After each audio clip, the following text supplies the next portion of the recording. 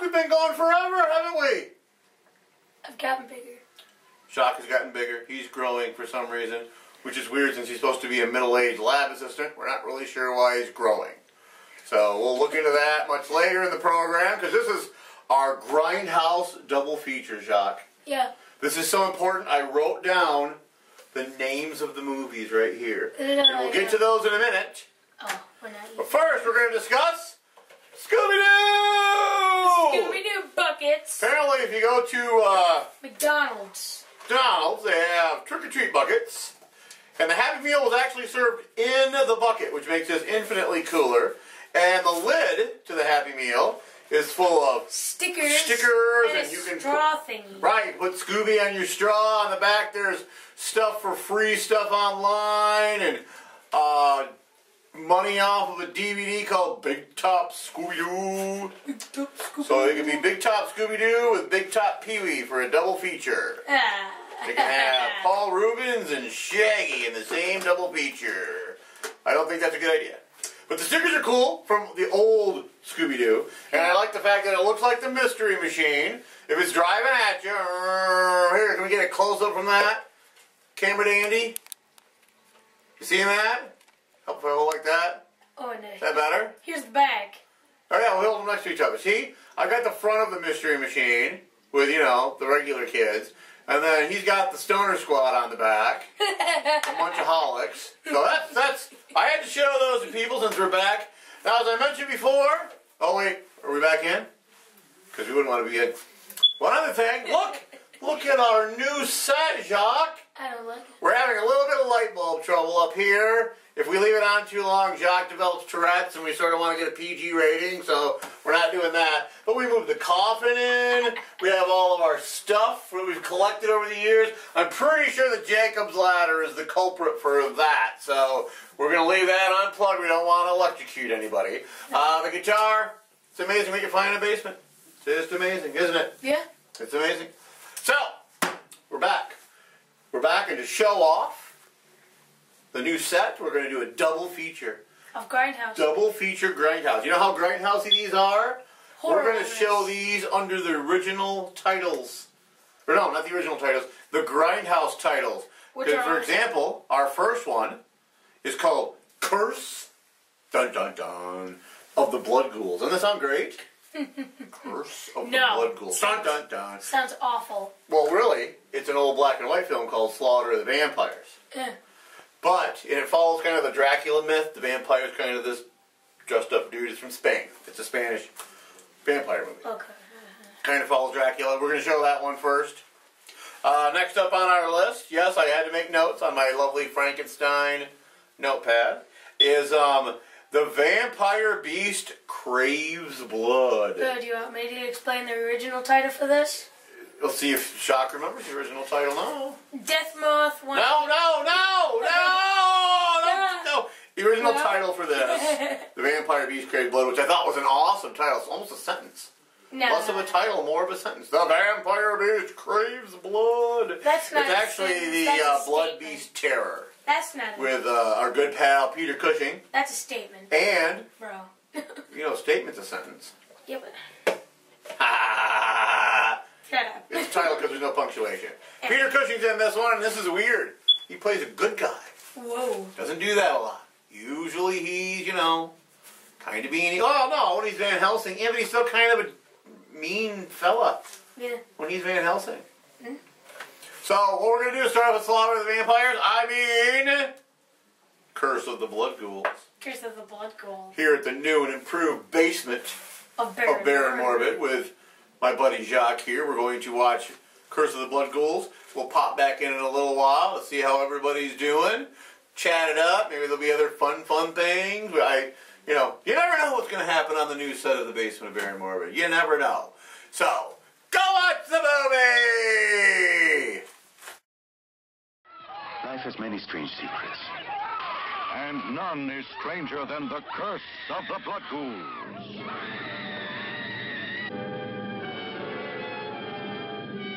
In the dark of night, they leave their tombs to satisfy their need for blood.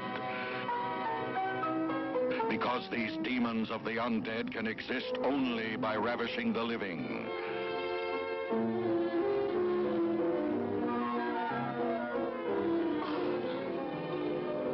me go.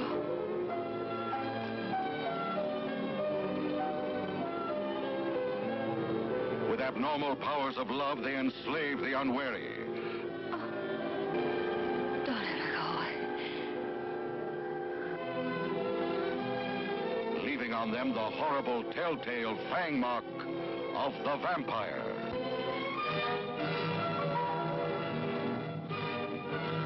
Life-devouring monsters in human form. They can be anywhere, everywhere. Louise! No one is safe.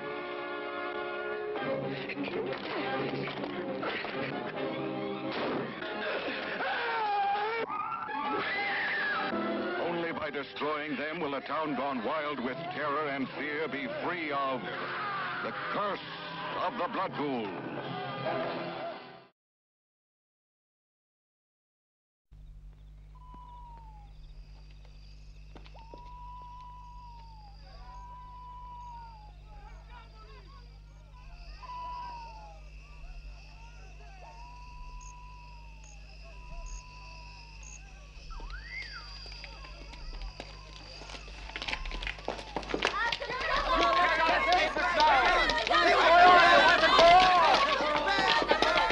You won't escape us this time. We'll kill all of you. We're going to destroy those monsters. We'll catch you this time. Let's get them out. Let's get them out.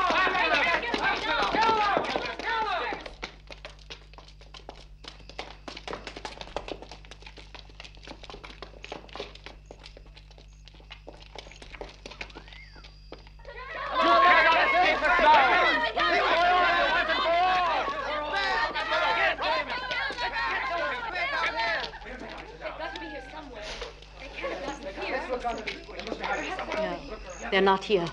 It's just as well for them they're not. Poor things. The deaths of those girls must be avenged tonight. We'll kill those monsters. Well, we've got to try and find them. They mustn't escape. Come on, let's go. Where are they? We've got to find them. I saw him with my own eyes. He was running away with a woman. Then he disappeared. If all goes well for us this time, they won't be able to get away from us tonight. If I find them, I'll stab him with this pitchfork. Mark my words. I'll make him pay for killing my sister. It's the only way to destroy these monsters forever. Over here. I saw something move. Did you see anything? No. No, We better try to make a break for it. Otherwise, they're sure to catch us. anything yet? Bring a torch over here. Really, where? Look, there they are. They're getting away.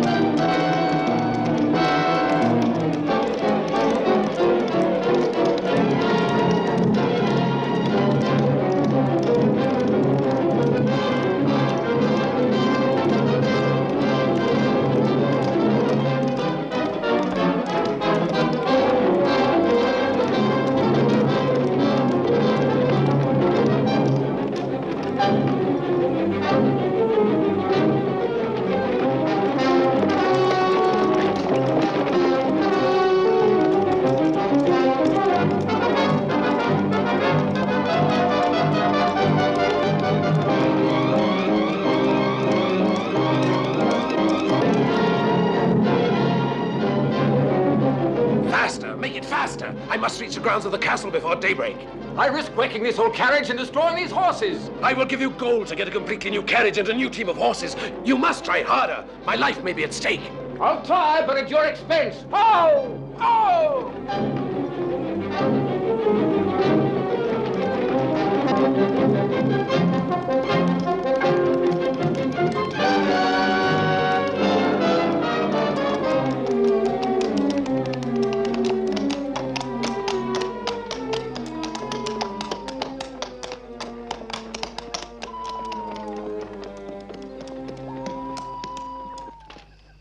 We made it in time. Daybreak is not far away. Move now. Give me a hand here. All right, all right.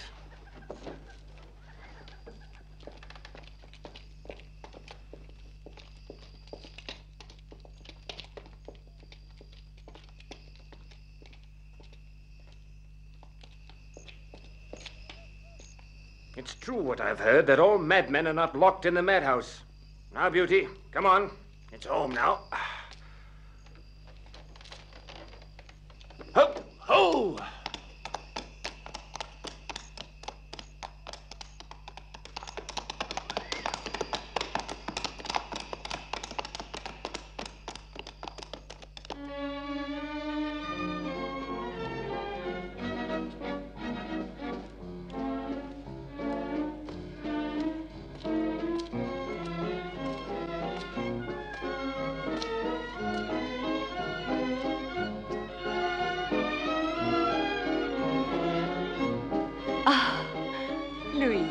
I'm so delighted you were able to come. We couldn't miss this, dear.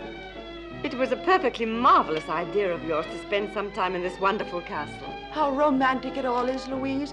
You're so fortunate. Wolfgang. Romantic? Ah, yes, but only I know what it took to make it become what it is tonight. You should have seen what state it was reduced to. The house was covered with cobwebs and dust. I'll admit my first impression was discouraging, but then I heard a voice calling me. A strange sensation. The voice was saying, "Stay here." The voice you heard was mine, dear. This place pleased me at once. And I'm so glad you like it. I think it's beautiful. Louise and I Thank are you. honored that you were here tonight.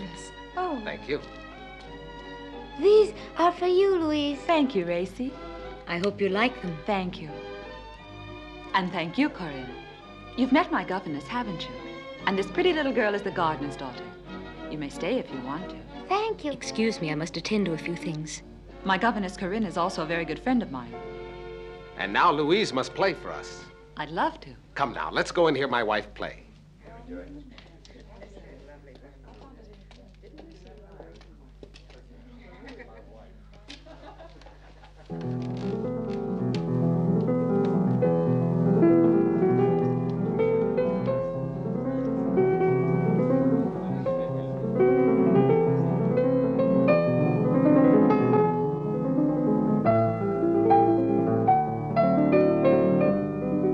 Here, please. You wanted me, sir? I want a bottle of the best claret from the wine cellar.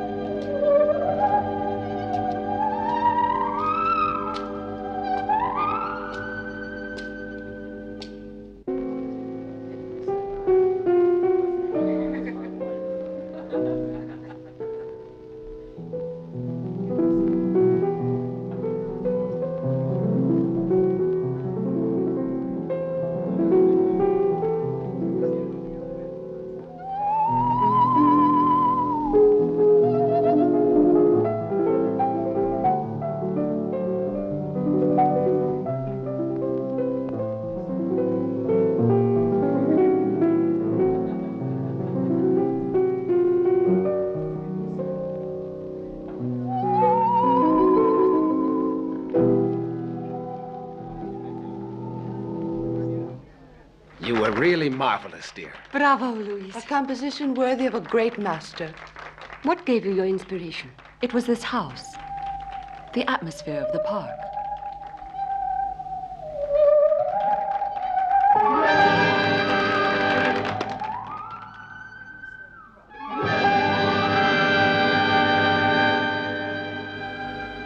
Excuse me, Wolfgang. I'm feeling a bit dizzy. My brain's swimming. Since it's our party, surely we ought to open the ball together. They will understand, my dear, later. But you must dance, please. Why don't you come and sit down, Louise?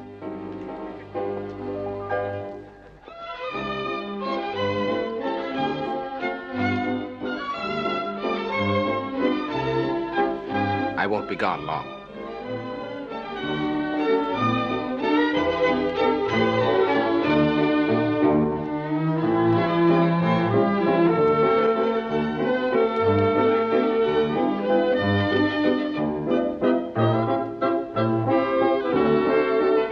He's a strange type. Do you happen to know him, Marchesa? No, Wolfgang. Perhaps he's a friend of Count Hellman.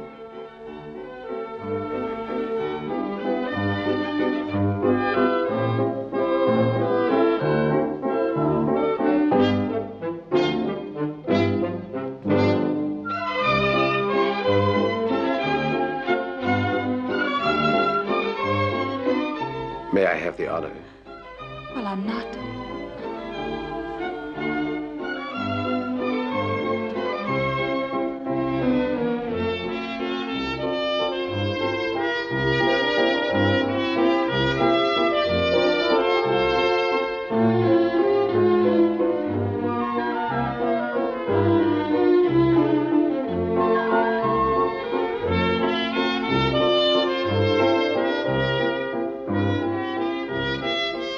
They make a splendid couple, don't they, Wolfgang? What were you saying, Marchesa? Aren't you jealous, Wolfgang? Of course not.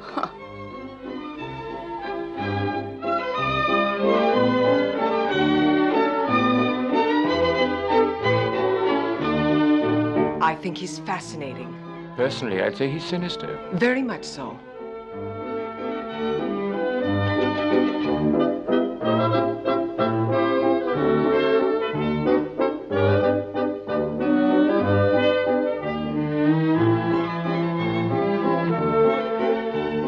Well, what's your opinion? I do wish he'd chosen me instead of Louise. You're chattering away like silly school children, but who is he?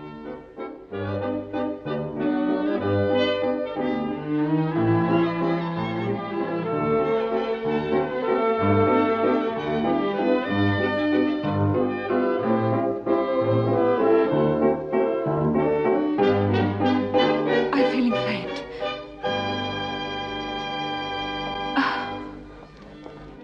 What's wrong? Oh, it's nothing. You must all go on with the party. I've had a bit too much excitement. I'll go to my bedroom for a moment. Please dance and enjoy yourselves. Wolfgang will remain with you. I'll come with you. Excuse me.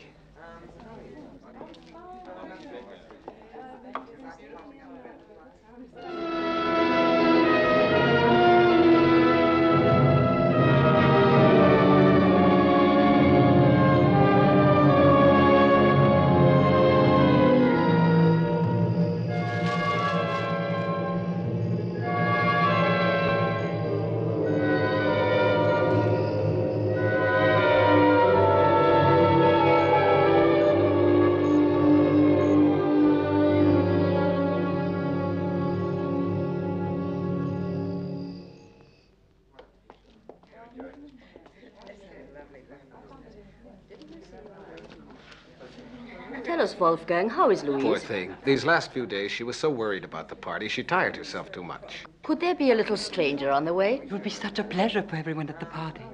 We do want to know the truth. Please tell us. We're friends. We won't say a word. Now, you must tell all of us. Ah, I thought I guessed your little secret. Splendid, magnificent. But she might have informed us all, that pretty little wife of yours. Maybe I could help her. I have been a mother myself, you know. No, Marchesa. I think it is simply this, that after all this work about the house, she is just extremely tired. And now, if you'll excuse me, I must go to see the rest of my guests. I do not want to offend any of my friends. How presumptuous he is. We were not like that in my young days. They think they know about all these things. They are foolish, and they lack respect. Have you noticed how she let herself be embraced by that stranger while dancing? By the way, were you able to find out where he comes from? He must be from abroad, because no one knows who he is. The important thing is that Louise knows him, intimately, I think. I've no doubt my hunch is right. Did you see how fast he went away with the arrival of Wolfgang? A strategic retreat. Oh, I'd be very interested to know where she could be found now, and with whom.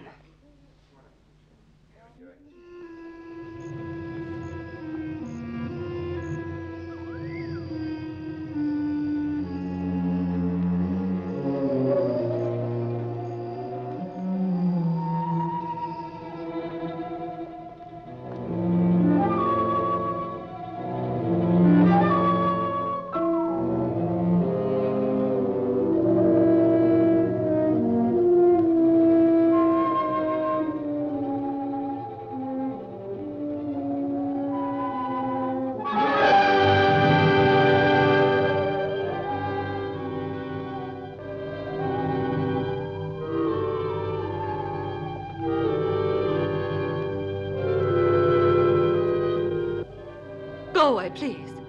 What are you doing here? No. What do you want of me? Leave this instant. Go away. Go away. Oh. Let me go.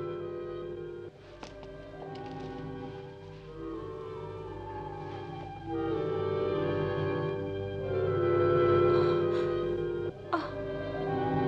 You're so cold, you make me shudder. Who are you? Why have you come here?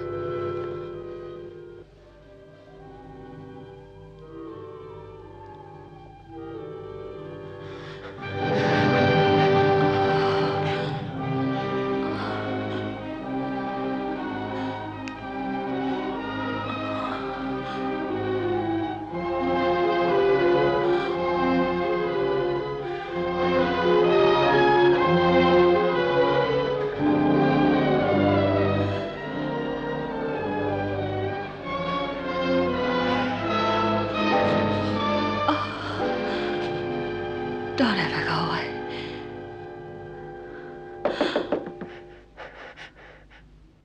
Louise, open the door. Is something wrong, sir? My wife won't answer. Louise, open the door. Madam, are you all right?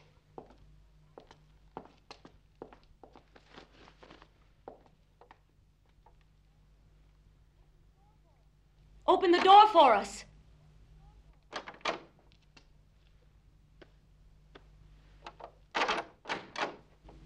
I'm sorry, I'd fallen asleep. I confess that for one moment there I was worried. You are so pale. Are you sure you're not feeling badly? No, I was only trying to rest a little. I'm just a bit tired, I think. Tomorrow I'll be all right. It's best that you stay in bed tonight. I feel very guilty for having disturbed you. But our friends are waiting. Don't worry, I'll explain to them. If you need me at all, please call me. All right. Now sleep well. You need to get a good night's rest.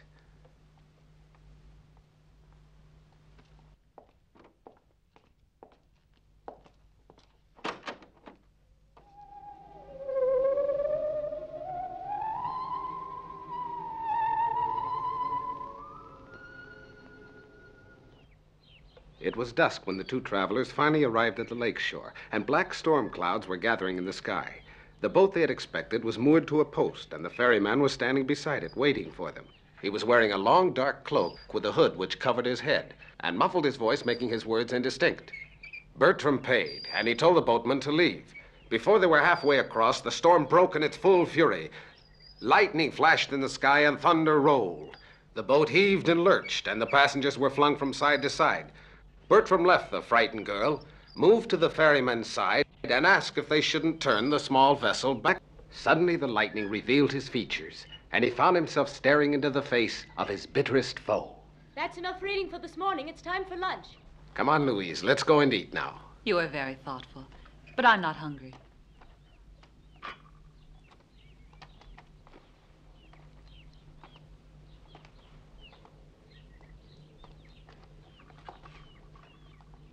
Madam, please.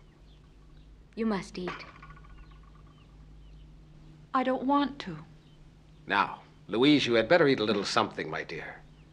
You'll eat for me. That's a good girl. I'm very proud of you.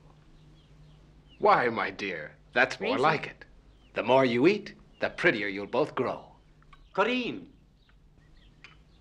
Corinne!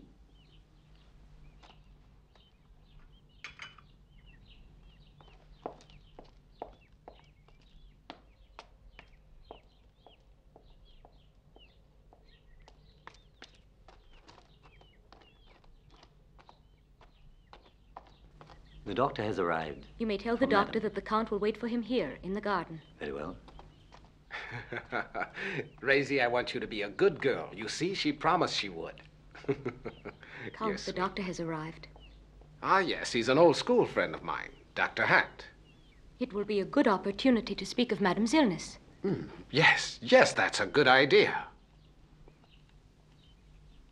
We'll ask his advice. And you, Rosie, you aren't afraid of the doctor, are you? You're a big girl now. He's a good friend. Ah, here he is now. I hope I'm not disturbing you. No, far from it, Doctor. Please sit down. May we offer you something to eat or drink? Please, Doctor. Nothing, thank you. As you wish. Have you been ill recently? No. You're looking a bit pale, I think. May I feel your pulse, please? Thank you. Your pulse is weak, you know. Let me ask you, have you suffered from anemia at all? No, Doctor, not that I'm aware of. But you've no sign of fever. There's nothing the matter with me.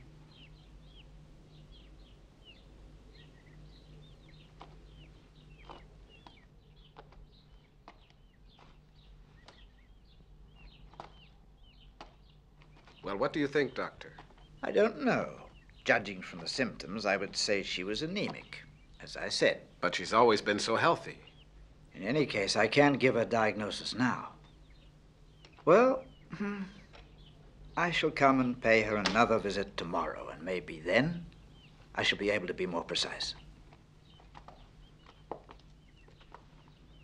Now, don't alarm her. Let her have plenty of rest, and above all, let her eat good meals. Yes, of course. We'd better go back now. She might get suspicious. Yes, perhaps we'd better. Doctor?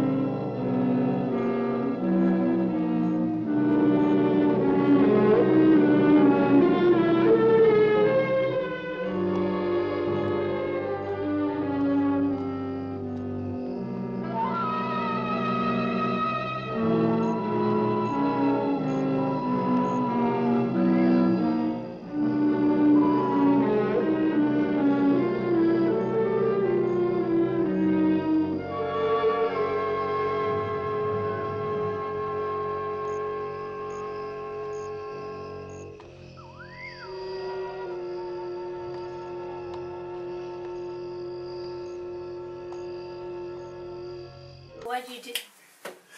And we're back. So, Jacques, we think, how's the Jacques, see, Jacques doesn't really like black and white movies all that much. No. Not a big fan, are you? No. No, not a big fan of the black and white stuff. I love them. I think they're great.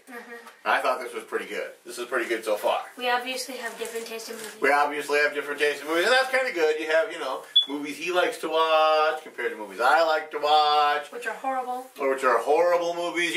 Really, with the public domain films, there are lots of them. There are literally thousands of the public domain films, but they're all sort of... Yeah, horrible. I like this one. The next one coming up next is even better. So it'll be awesome. It'll be awesome. You'll watch and see. You'll be all, oh no, can you believe it? So, anyways, go back and finish up watching Slaughter the Vampires. There's going to be other stuff sprinkled liberally throughout this Grindhouse double feature tonight. We're brought tonight by freeundergroundtv.com. freeundergroundtv.com. We'll put a thing under there because I said it.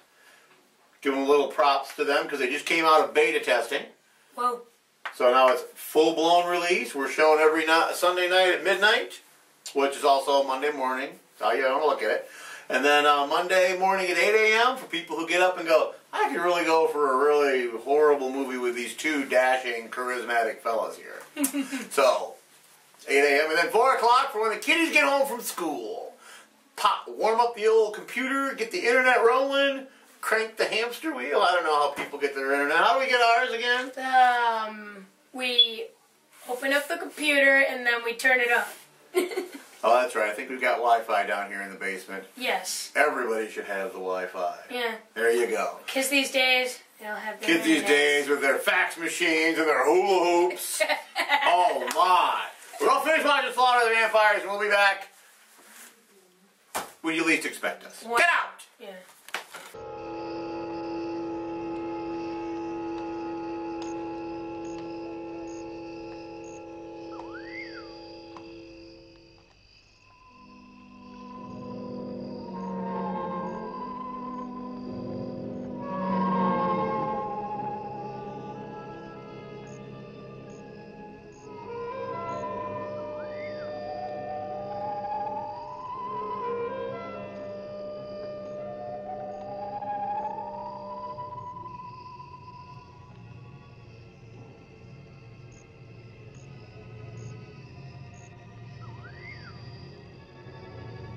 I knew that you would come to me.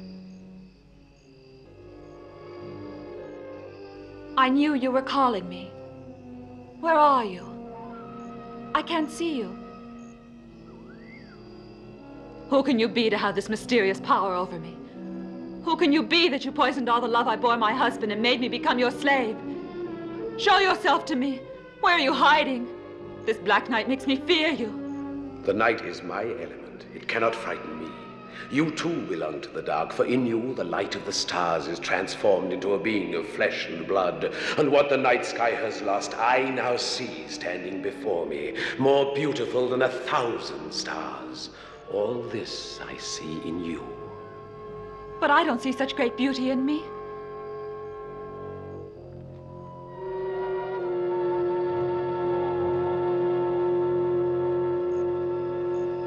Your mirror cannot show it. It only diminishes you. It cannot possibly do you justice. The reflection you see there bears no resemblance to the reality. Ah, could you but see yourself as you are in my heart, you might then see your real self. In my heart, you are not the woman that you think you are. You are a part of a greater mystery. Tell me who you are and what you want. I come from the past. I exist in the present and in the future. I'm here to offer you a life of passion, for centuries everlasting. A realm which is waiting for you. A beautiful world of strange colors, colors which as yet you cannot even imagine, but which I shall teach you to see. They are hidden in the darkness of our realm.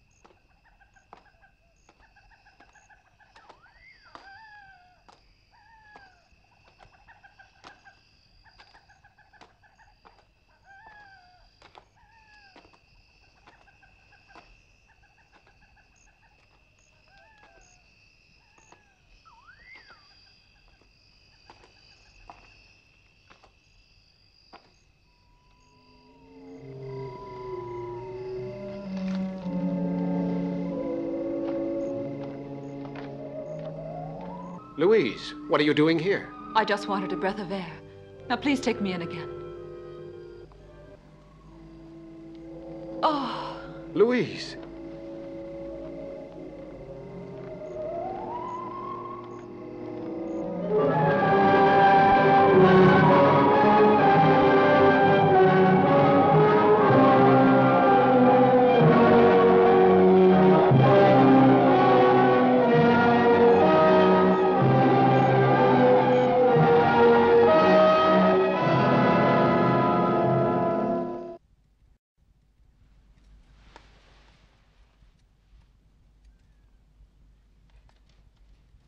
Excuse me, Louise. I'll go with the doctor to the door.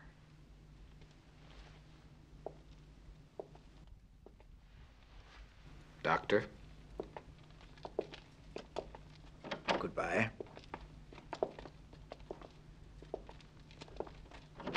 Medical science can't be of any further use. She has no obvious malady, but she might be dying.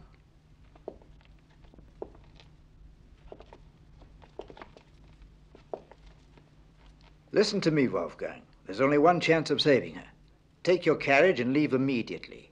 Go to Vienna. Ask for Professor Nitsch. He could help her. I confess I'm beaten. It's a bitter blow after all these long years as a doctor to have to admit I'm defeated.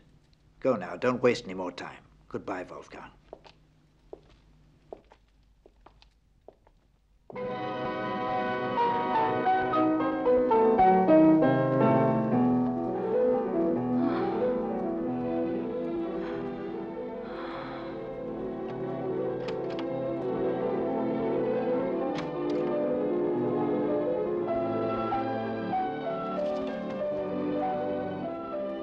He said that you will soon be better. Louise, dearest, I have to go to Vienna. Tell the coachman to prepare the carriage. I must go and buy your new medicine, and tomorrow you'll feel better. I can't wait until then. I know it, Wolfgang. See the sun there at the window. My flesh is yearning to feel the heat of its rays. Wolfgang, do help me. Please, I must have sun. I beg you, Wolfgang. Yes, of course, my dearest.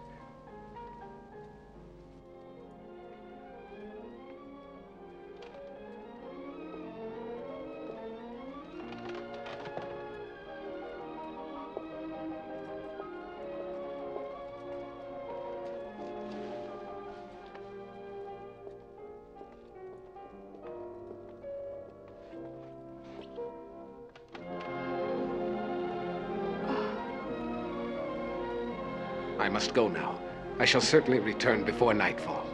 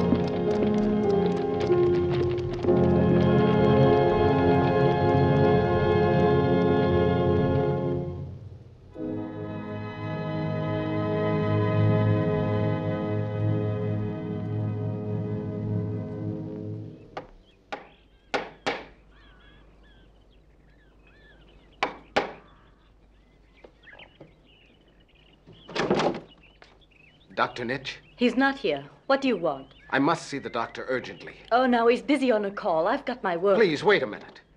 Can you tell me if he'll be back? I wouldn't know, sir. It really all depends.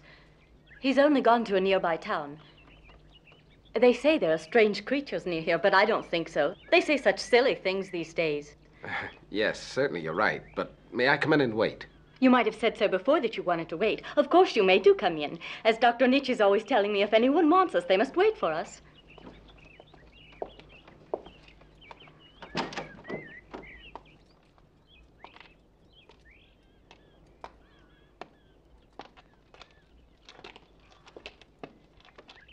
Won't you come this way? I'll show you to his study.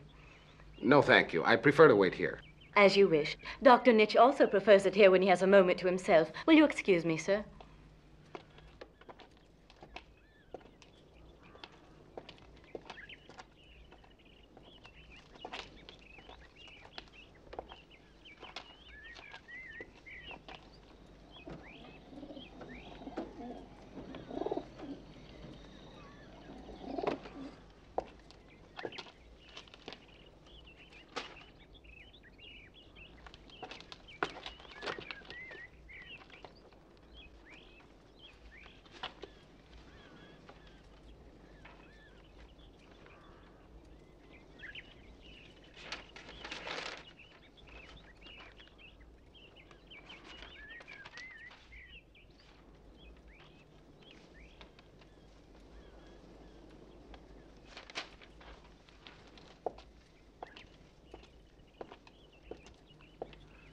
I'm so sorry I kept you waiting.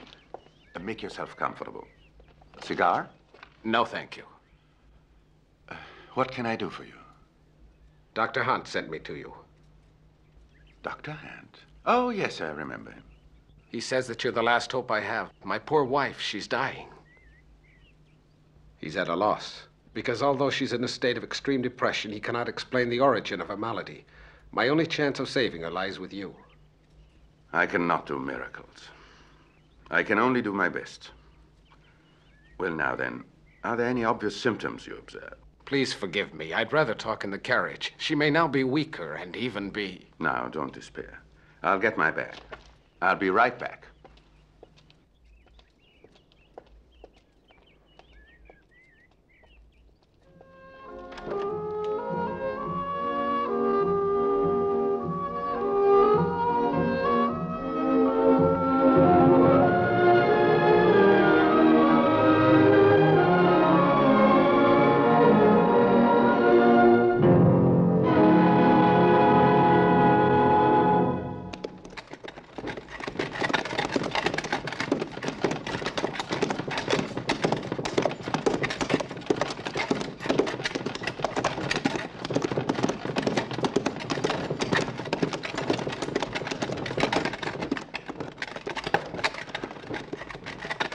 Are you sure of all this? What do you mean? Everything you've just told me about your wife's behavior. You haven't omitted anything? No, why should I hide anything? Never mind. The symptoms are pretty clear, I'm afraid. I don't want to frighten you, but your wife is threatened by grave dangers. There's not a single second to be lost. I'm afraid you're right. She seems to be growing weaker every day. That is why I have come to you, Dr. Nitch. I put myself in your hands. Dr. Hunt recommended me to you because you're the only person who can cure my poor wife. I will do everything in my power. It is an evil I have been fighting for years, many years. And I shall have no peace until I have utterly destroyed it. Otherwise, I shall have to leave to others the task of completing my work. You will have to have great courage. And above all, you will have to follow all my instructions, although they may seem to you unusual. It is not only a physical evil. To science must be added the power of faith. The most important thing is to isolate the patient completely. Nobody must come near her. We mustn't trust a soul. Is there any cure that can work, Doctor? Yes, there is. And there's one important thing I must explain. It is vital when treating these diseases to attack the cause of the illness. But in your wife's case, that cause must be destroyed completely.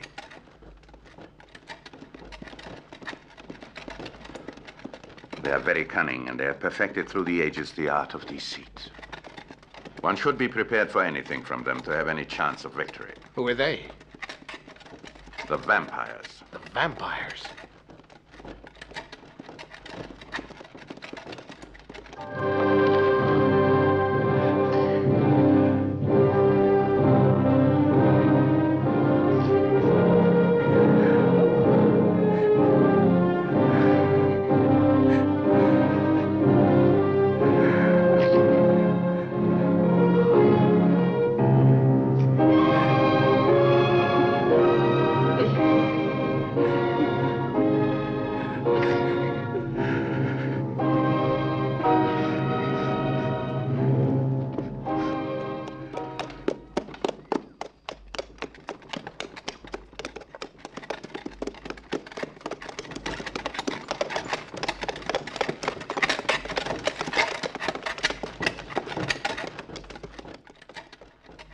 Poor Wolfgang has returned. Who'll have the courage to tell him the truth? We'd better go down and tell him the news.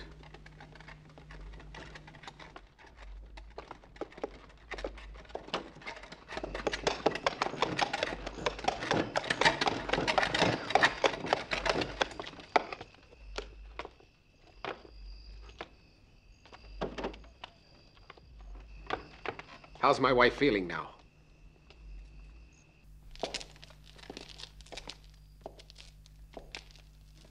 What has happened? Tell me. Louise. We both discovered her in front of the window, with her eyes looking out at the moonlight. She seemed so peaceful.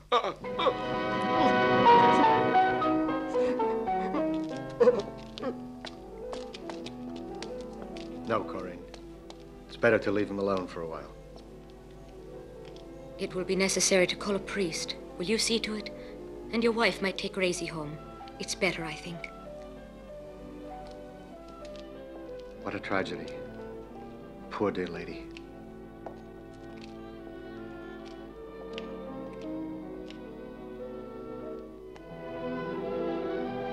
Wolfgang, you will need all your courage.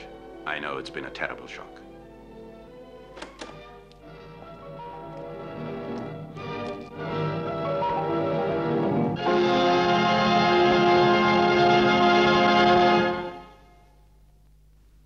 She's gone. What's happened? Quickly, follow me. Where to? To the park. They've taken her away. We must hurry.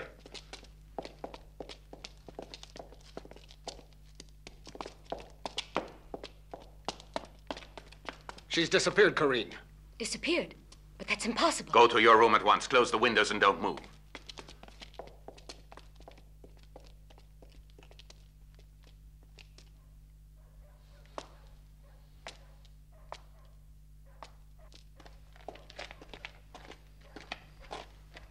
There's no doubt about it. It's exactly as I feared.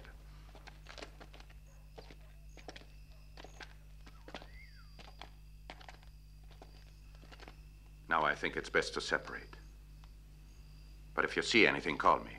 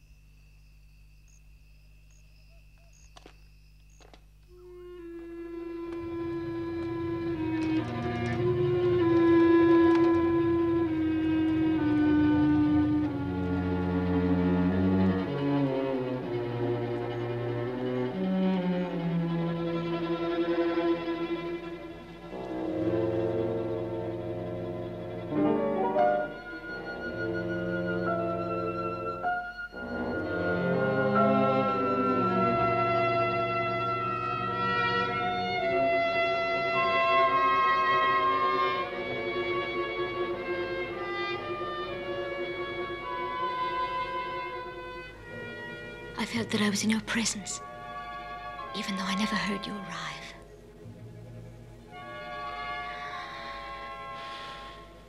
I know.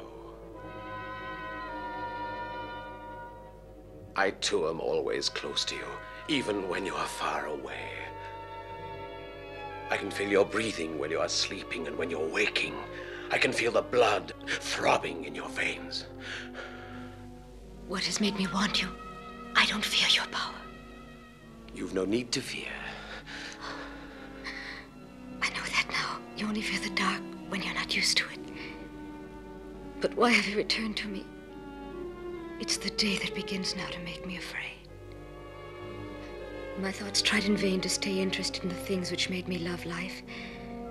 The joy of living a new day. All this seems to have vanished. It has no meaning. Before long, all that will be only a memory.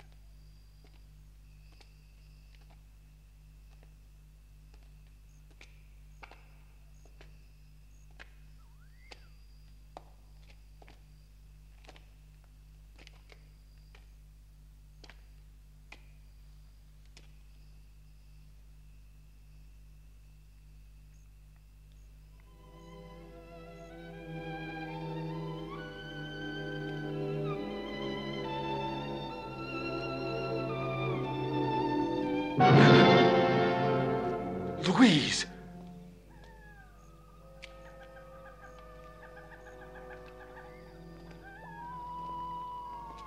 Louise. Louise, darling. Hold me tight. Dearest. I need your warmth so much. You're alive. I thought I would never see you again.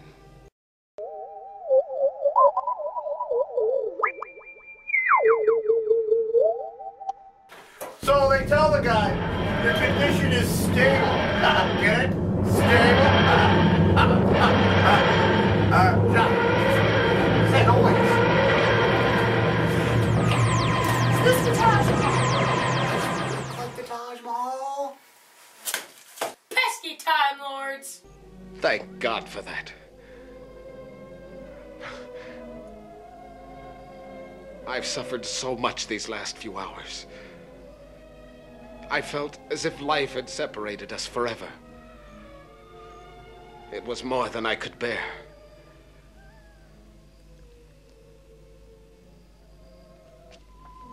I believe death was preferable to life without you, Louise, darling. Don't ever leave me. Let's go back to the castle. They're looking for us. Oh, please wait a moment, dear.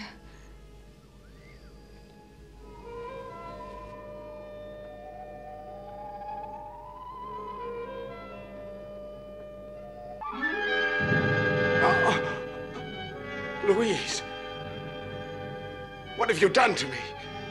What are you doing? Louise! Come here.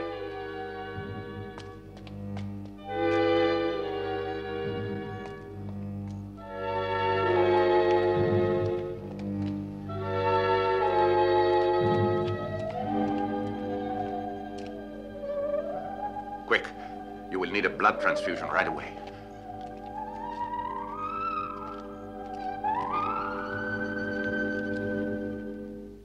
There you are. That'll be all right now. Keep your arm bent for a while. As for you, you better eat a big steak and drink a good glass of beer.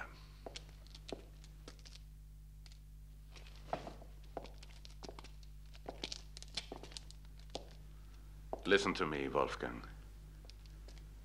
It is necessary, first of all, to discover where Louise's body is hidden, and this must be done before daybreak. I'll find her, Doctor.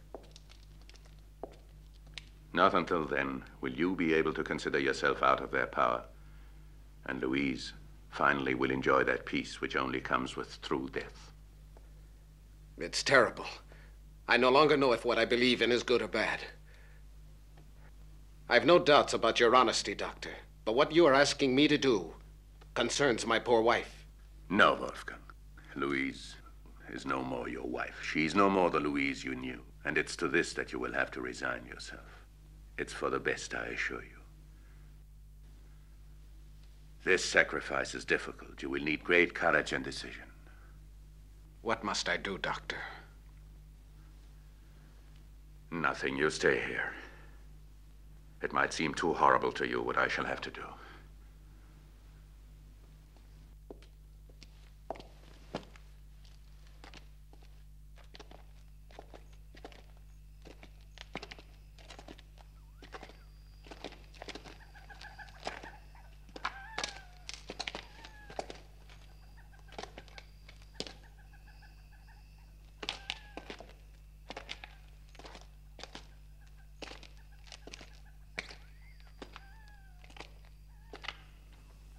It's almost dawn and still nothing has appeared. And yet I'm sure they're hiding somewhere in these tunnels.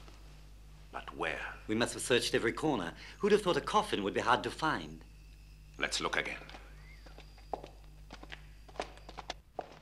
Soon, under cover of darkness, the two vampires will leave their lonely tombs in search of the only food that can keep them alive: human blood.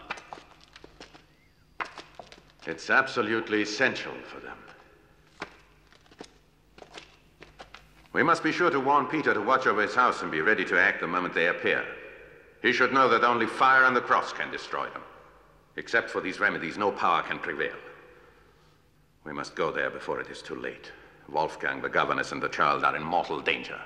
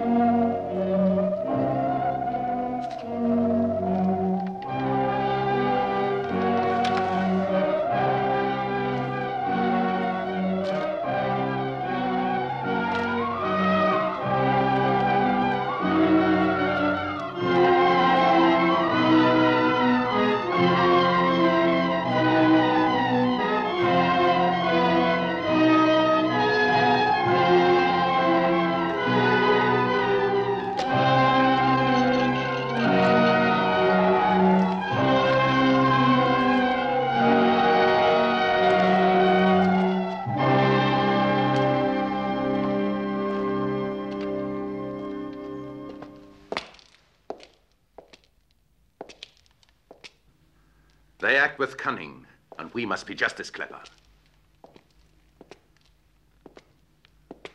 You will think that I ask you far too much, but it's necessary.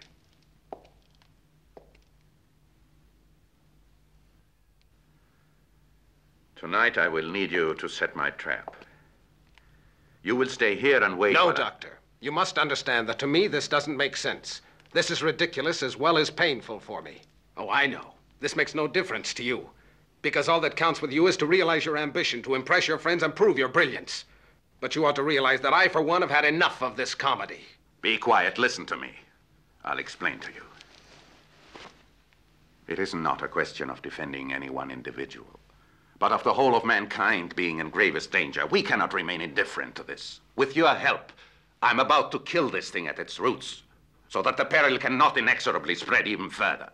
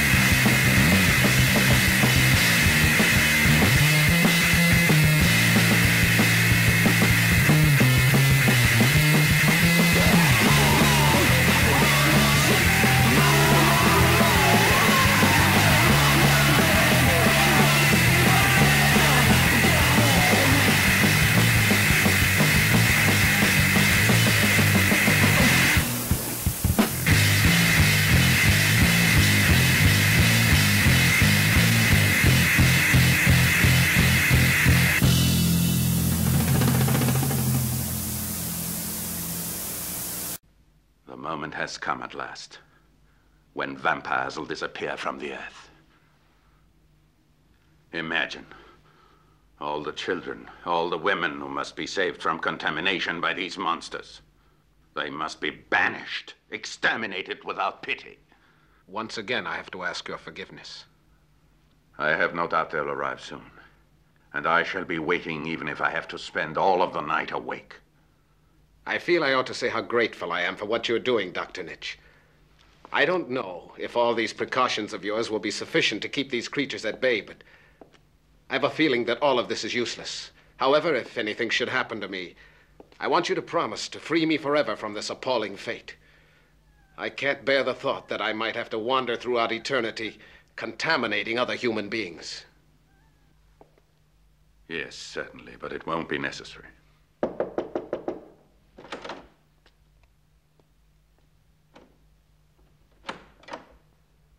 Would you mind if I stayed here for the rest of the night? I'm afraid of remaining alone. Poor little Corinne. These have been difficult days for you, too. Of course you can stay here. I shall be of no bother to anybody. I'll just sit here on this chair. Very well, then. You might be of help to him.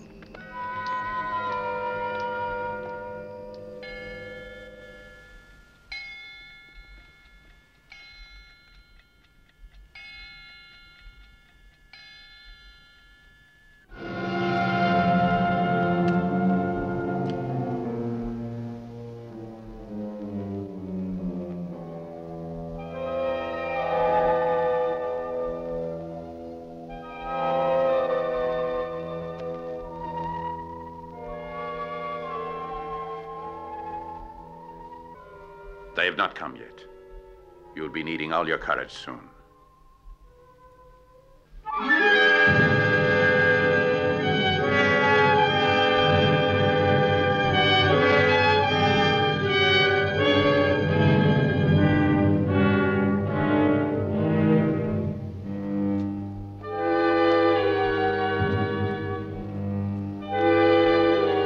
Any moment now. They ought to be here.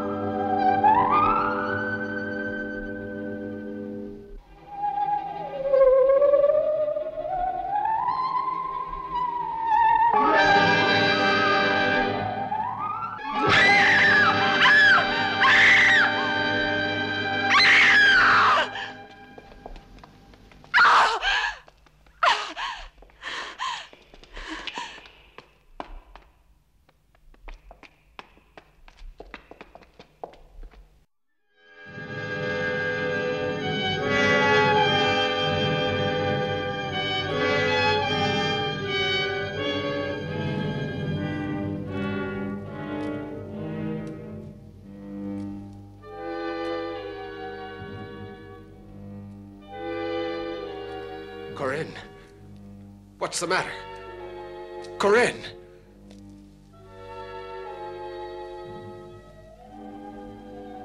No. No.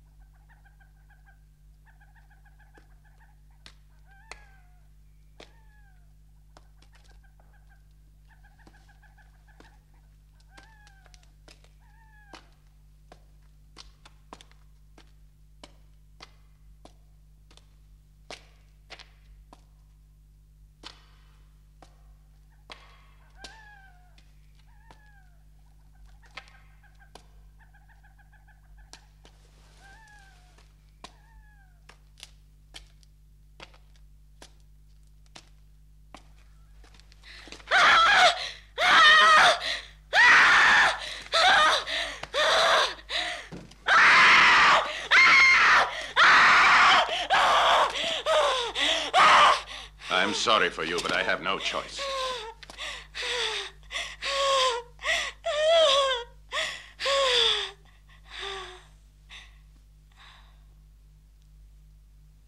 God will have pity on your soul.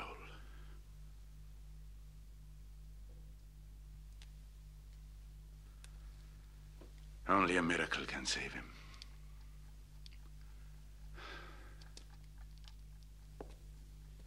We'll have to give him more blood transfusions.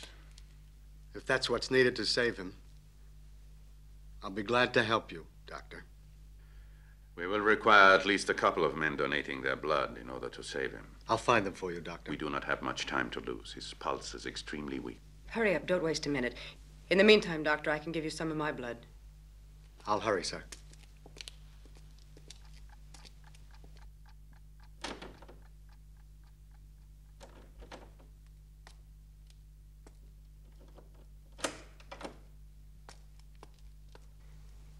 Is he better, Doctor?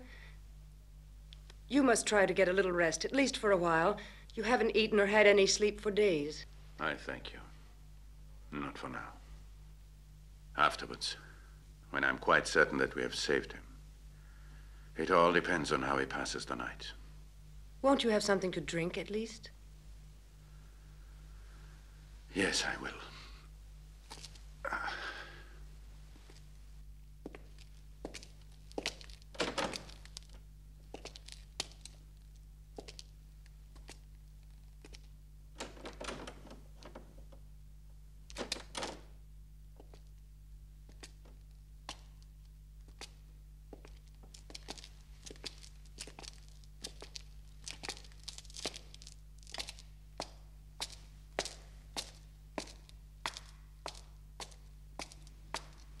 Where's Raisy? Why isn't she with you? I left her outside. She was playing in the garden. Is the Count better? I hope to know in the morning. Please take this.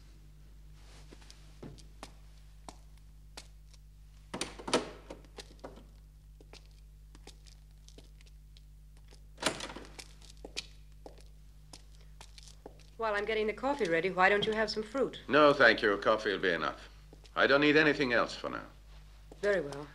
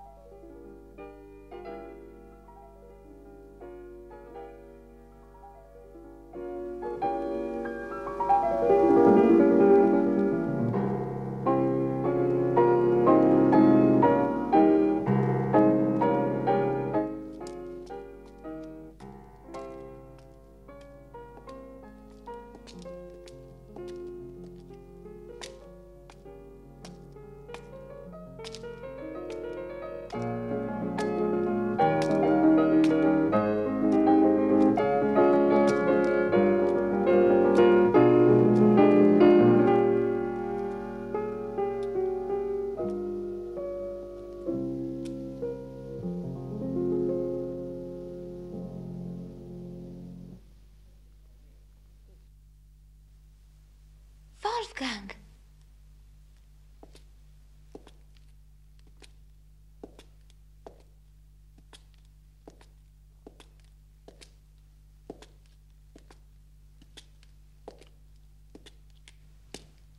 Where'd you learn to play that haunting music? I learned it listening to Louise play it the night that you gave the party. I heard it just now as I was lying there in bed. I wondered if Louise could have returned. Do you know where the doctor is? He went in the garden with Daddy to look for the bad man. But what are those men like? I can't imagine. Can you? I feel like walking for a while in the park. Will you come with me? Right now? My father said we mustn't go out at night. You don't need to be afraid. I won't leave you alone. Besides, I want to show you some wonderful new hiding places.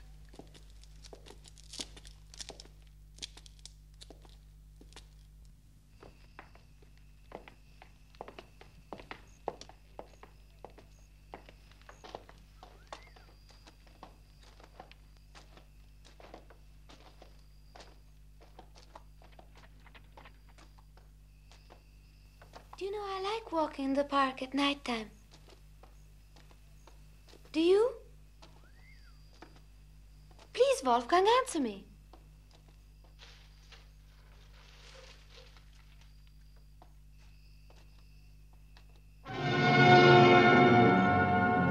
Racy, keep still. Let's get Racy. Not now, please. She won't be hurt. We mustn't let them out of our sight. We'd better not stay here. Why, Wolfgang?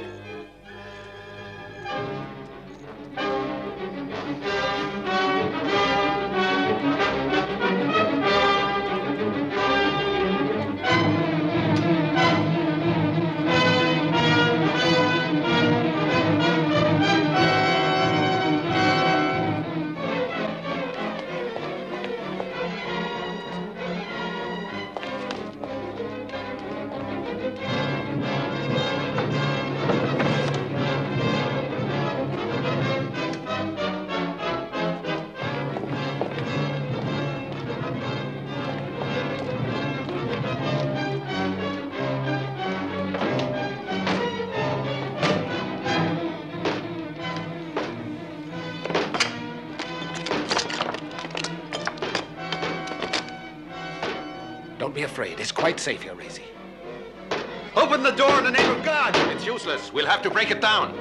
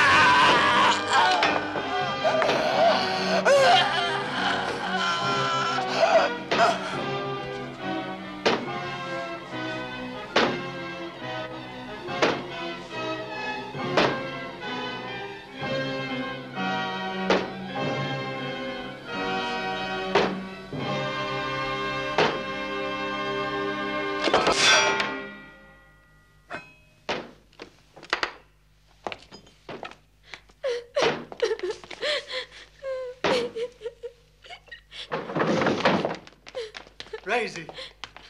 Daddy! Daddy! It's all over now. Daddy. He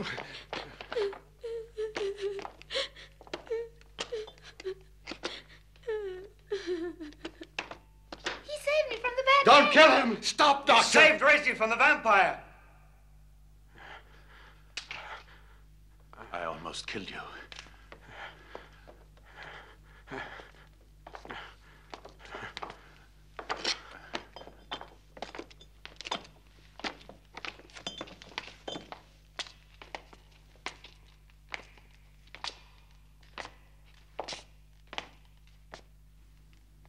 Dear Racy, you've been badly frightened, but now all that is past. He won't come back here? No, you don't have to worry. Your dolls are waiting to play with you. Go and have fun. Next time, I can tell you many, many stories if you really want me to. Do you?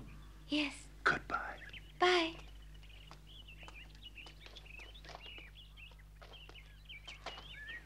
I advise you to take good care of her. We must be very careful that what happened to her last night should not affect the development of her tender young mind. But small children quickly forget. With time, all this will be erased. Because as always in nature, there's both good and bad. After every storm, the sun shines. In its light, we see a proof of God's love. Life has many strange secrets, but I think I'm talking too much. Here's the carriage. My bag, Peter. It's taken care of, sir. I just put it in the carriage. Fine, then. We'll see you out.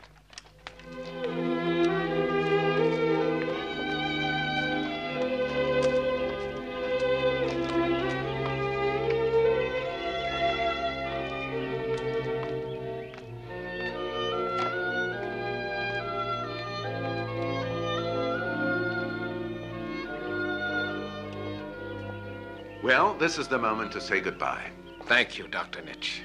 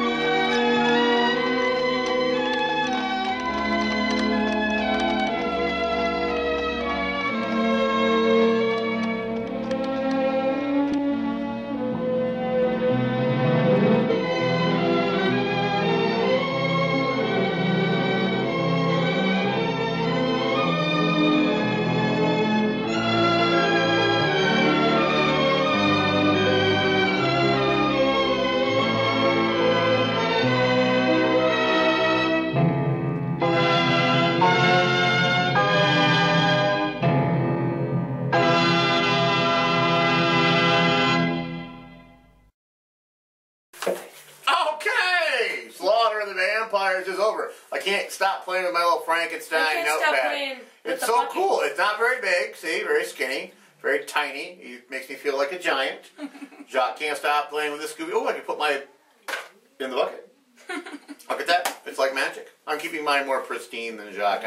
I think I watched him eat French fries out of his. So be sure to pick yours up at McDonald's. Okay. We have no affiliation with McDonald's. I'm pretty sure if we mention McDonald's a couple more times, they'll probably chase us with their clown lawyers, come running after us with their lawyers with the big red wigs. Oh, that's a sketch right there, Jacques. We'll have to think of something for that. That'd be great. Clowns. I think I have the perfect plan for that one. So keep an eye out for that later on, kids, because you never know. So that was our first movie, Slaughter of the Vampires. We're going to run a little bit of intermission, a little bit of this, a little bit of that, some trailers of coming attractions, which we never really know what we're showing, so that'll be interesting. Maybe some old concession stand stuff to make it look cool and groovy like you're actually at the movie theaters. Oh, you're going to put some like black and white concession stand commercials in there? Maybe I'll put color ones. Whoa. Where they put the hot dogs and they're all weird looking. Let's all go to the movies. Let's all go to the movies. I thought it was all Let's all go to the lobby. Oh, yeah, it is. Let's all go to the lobby to get ourselves a treat. Anyways, they're going to sing it much better than we ever could, so... Hey, I'm a great singer. I don't know about you. Oh, and one last thing before we go. I want to mention this. I'll mention it again later at the end of the show. Next weekend at the 411 Club, or the 411 Club, downtown Kalamazoo. It will be October 26th and 25th and 26th? 25th? 26th, yes. I don't really care. Friday and Saturday. Your old pal Baron Morbid's doing a Carnival of Souls 2. Revenge of Baron Morbid. Baron Morbid's Revenge, that is correct. Maybe I'll pop up a picture of the poster right about here so you can see what it's coming up.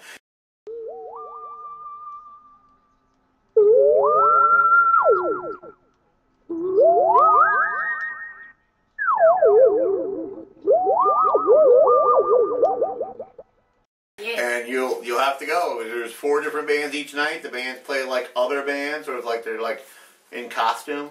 Yeah. They're in musical costume. It's a really nice place, bigger venue than we had last year, so I expect lots and lots of local people to come. So when you watch the show, you go, oh, I wonder what he's doing for Halloween. That's what we're doing. That's what we're doing. So, anyways, be sure to come. I'll post up the posters here. I don't know. I put the posters on the Facebook page. If you look for Bear and Morbid under Facebook, we are always on Facebook, aren't we, Jock? I don't know about you, but want to know what I'm doing for Halloween. I'm getting free candy. Free candy? Well, you know, that'll work. Jock's not that tall yet. He can still get free candy. You can trick or treat with your... I'm going to do that. Lunch pail. Walk around. Tay, give me some candy. Give me some candy. Of course, I might need to trade with a sleeping bag. There you go. Ah, sleeping bag. Oh, that's a lot of candy. A sleeping bag. Yeah, sleeping bag of delightful treats. Yeah. Okay. The cases are so overrated. Well, let's get them off to intermission. Yeah. Bye. We'll see you when it's over. Go to the lobby. Go to the lobby. Good evening. It's intermission time. Our service is friendly and quick. You'll find hot dogs, hamburgers, pizza, your favorite candies, hot and cold beverages, and other delicious snacks. So add to your fun of watching the movie. Visit our refreshment stand right now. We're glad to have you with us tonight. We hope you'll come to see us often. It's great to get out to the movies.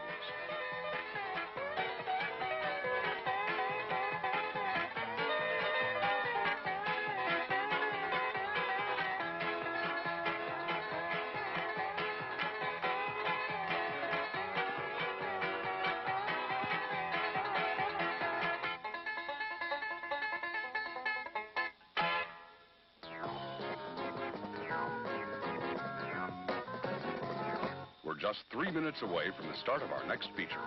Still time to visit our refreshment stand.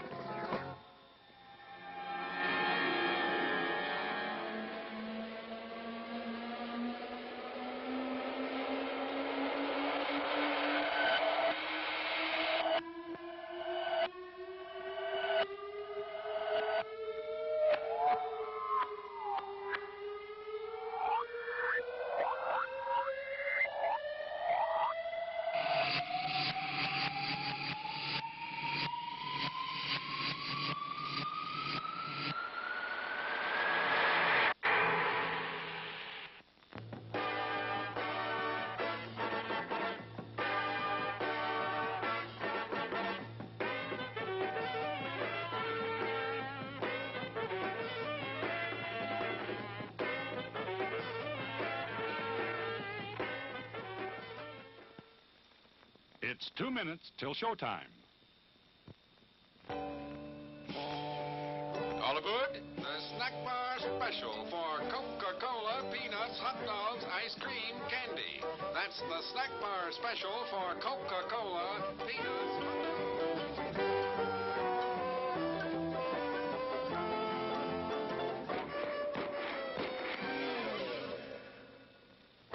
Whatever your choice from the snack bar, things go better with Coke.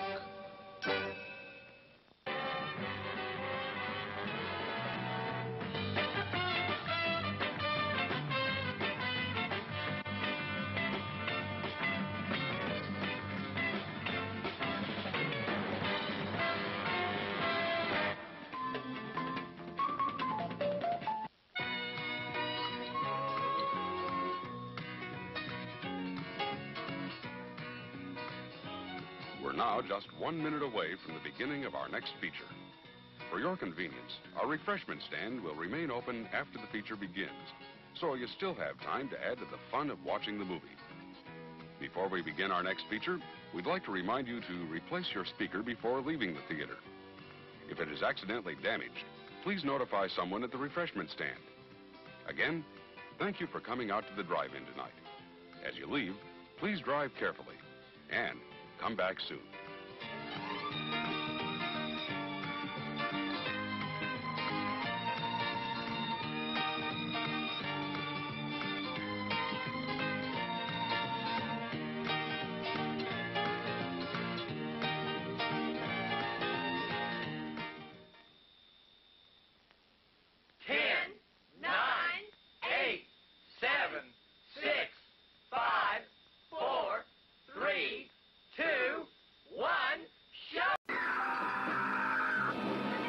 Such violent, vicious horror.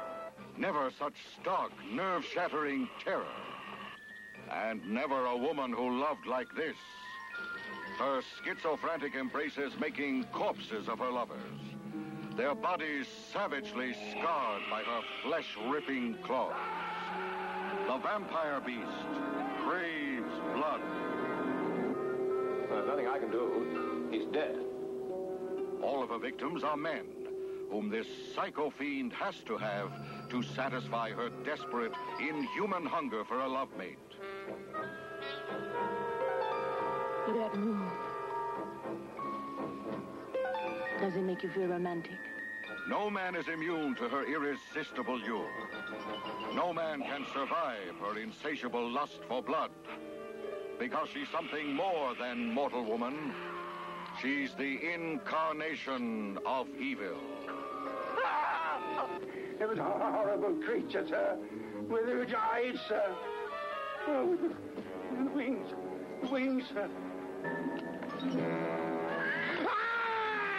The vampire beast craves blood.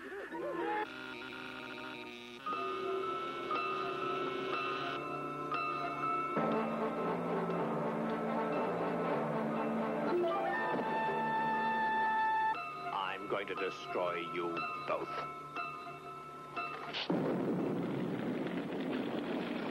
But there's no escape from the diabolical power that turns this beautiful woman into a giant death's head killer. Terrifying creature of murder and horror. The Vampire Beast Craves Blood. Starring Peter Cushing, Robert Fleming. Okay, we're back. Ready for that second movie? That second movie, great. See? Do you remember the name of the movie? The Vampire Beast. Something Craves about blood. Don't say it. blood ghoulness. No, that was the first one.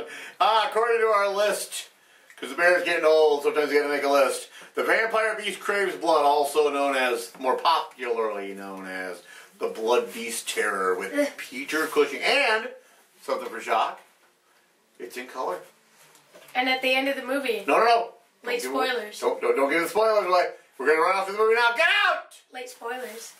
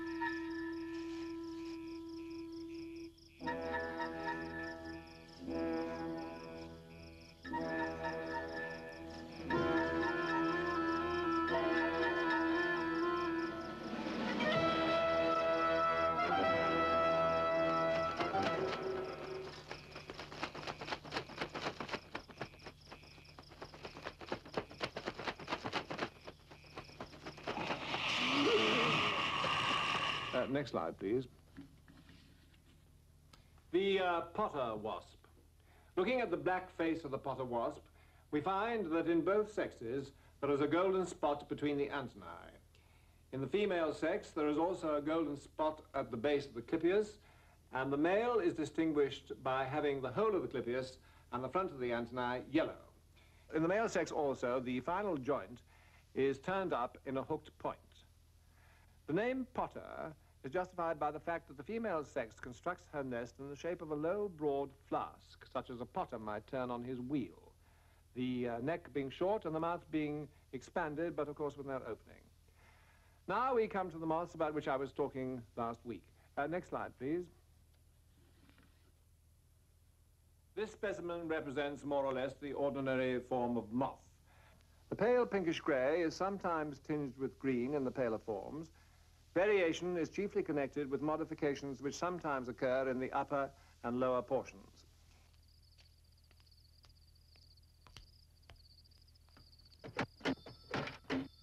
The specimen emerges during the months of May and June and is usually to be found on the branches of lime trees or anywhere near where they are growing. The caterpillars come up to sun themselves at about 4 in the afternoon, but they can... Good evening, Inspector. Good evening, Granger. May I come in? I wonder if it's possible to see Professor Mellinger. I'm afraid that won't be convenient, Inspector. The professor is giving his usual Thursday evening lecture to the university students. Oh, I'm sure he wouldn't mind my slipping in at the back. Then I can catch him as soon as he's finished. As you wish. I'll take your hat. Thank you. Next slide. The privet hawk moth. As its name implies, this moth is to be found in or around privet. In July and August, it can often be seen resting on the long sprays of the food plant. Other food plants are lilac, ash, and laurel. They are very much subject to attack by ichneumons. The southern portions of England seem to be the principal home of this moth. However, it is widely distributed in Central and Southern Europe and is also to be found in China and Japan. Well, that brings me to the end of my lecture.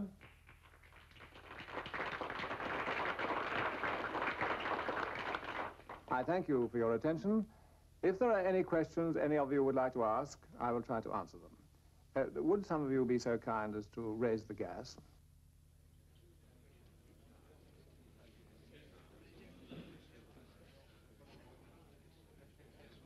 Inspector. Professor. I didn't expect to see you here. Refreshments, gentlemen? Oh, good evening, Miss Blair. Very kind. Good evening, Miss Blair. You need this by now. I hope you didn't mind my coming in. Of course not. Are you interested in entomology? I easily could be. It's a fascinating subject. Oh, haven't you enjoyed it?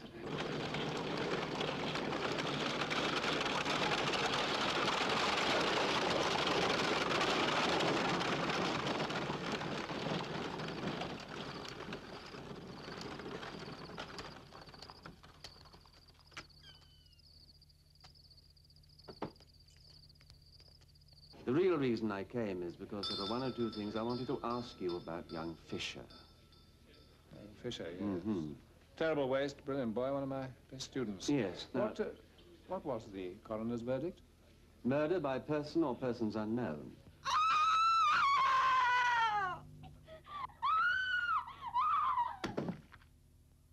You bloody fool. I never dreamt she'd pass out like this. Who's responsible for this? I didn't think she'd faint, sir. It was only a joke. Get out of this house!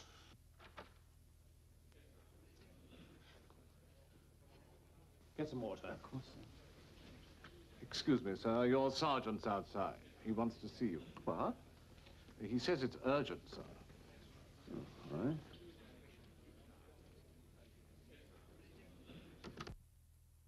What is it, Sergeant? Another one, sir. Wash your clothes, there's blood everywhere. Get the professor. Right, sir.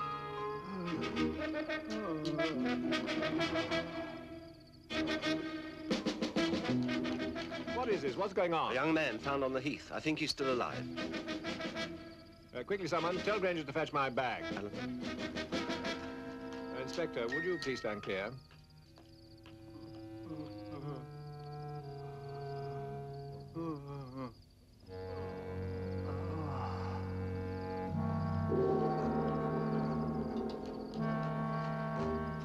Too late, I'm afraid. He's dead.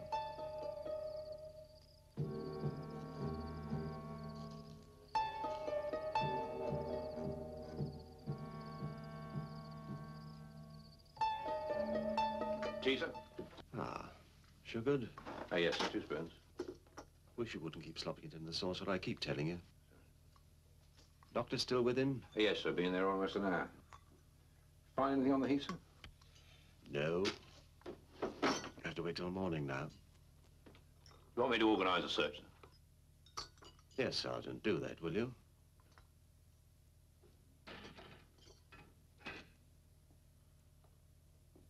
Why do you keep the place so hot?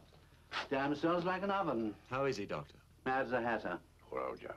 You knew the coachman? Joe Trigger, known him for years. Anything against him? Not that I know of, sir. Drinks? The odd pint. You must have known him, Doctor. Probably used his cab dozens of times.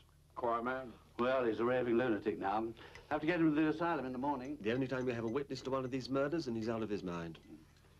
Didn't you get any sense out of him? No, except he keeps raving about some sort of creature. All right for me to see him? Certainly, I don't think he'll be much use to you. Never know, your luck. Keep that warm, son.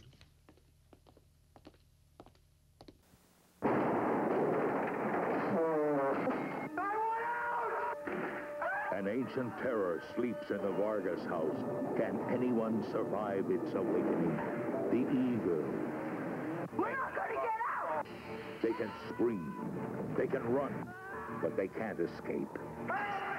Richard Crenna, Joanna Pettit, Victor Buono. The evil. Rated R.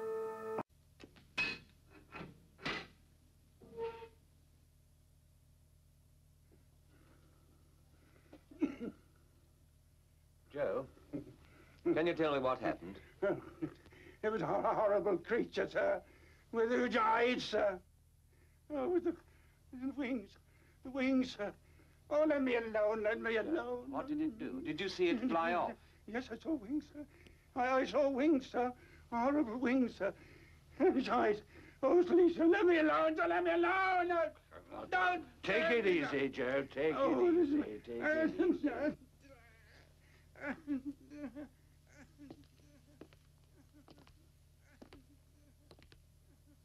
bit cold, sir. Do you like a fresh one? No, that's all right, Sergeant. Thank you. Did you get anything out of him, sir? No. Doctor was quite right. Doctor, I was wondering, could he have done the murders? I mean, could he be one of those people with a split mind? Sane one moment, mad the next? Even if he was, I doubt if he'd have the strength. Have you ever taken a good look at the wounds, Inspector? Not yet. Well, then I suggest we examine the body right away. I warn you, it's not a pleasant sight. Don't suppose it is.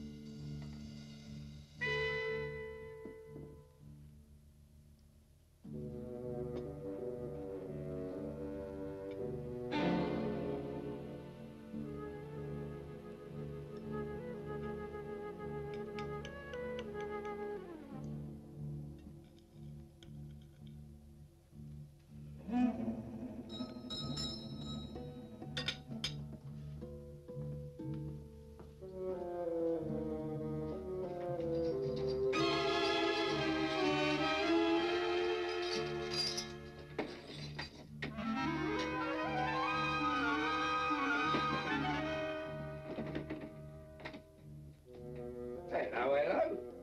You, brought me something, have you? No. We want to see the body that was brought in about an hour ago. Oh, yes, that one. Ah, very interesting, that one. I'll put him over there by the window. Always put the interesting ones by the window. Well, this is a nice surprise, gent.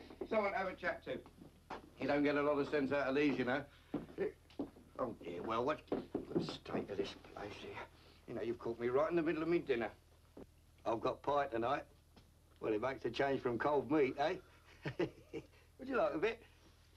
No, thank you. Oh, at least I can offer you some ale. Kicks beautifully cool under these slabs. It's virtually drained of blood. No normal wound would do that. It is a bit strange, isn't it? Looks like somebody's clawed him, eh, Doctor? There's been 6 of them so far, and they've all been in here. All very similar, too. Severe injury to the cranium region, thorax severely damaged, and rib cage subject to extreme pressures. Mind you, they ain't messy. No blood about. I think you might like to have a look at number 6 over there, sir. Now, that really is a messy one. He got knocked down by a hansom cab in Piccadilly. Very bloody, very bloody. They were all like this? Yes, they all follow the same pattern. No motive as far as I can tell.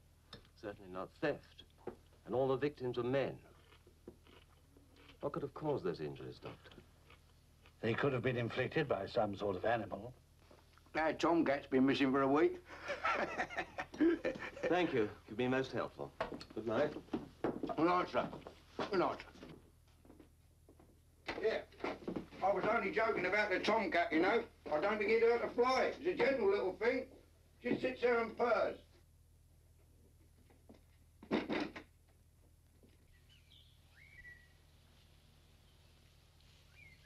Here's some more of these things, Sergeant. Oh, thank you. Morning, Sergeant. Good morning, sir. Had any luck? No sign of any weapons so far, sir. That's obviously where it happened, sir. Over there.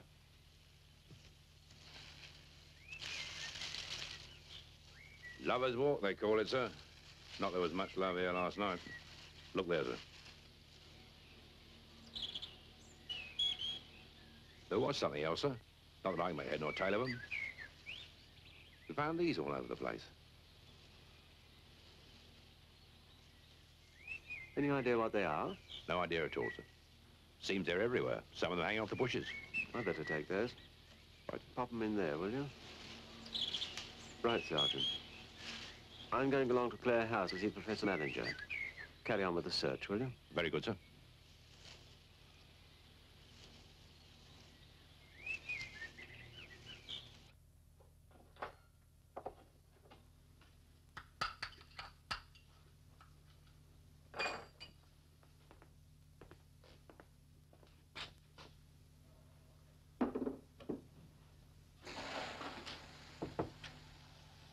Who is it?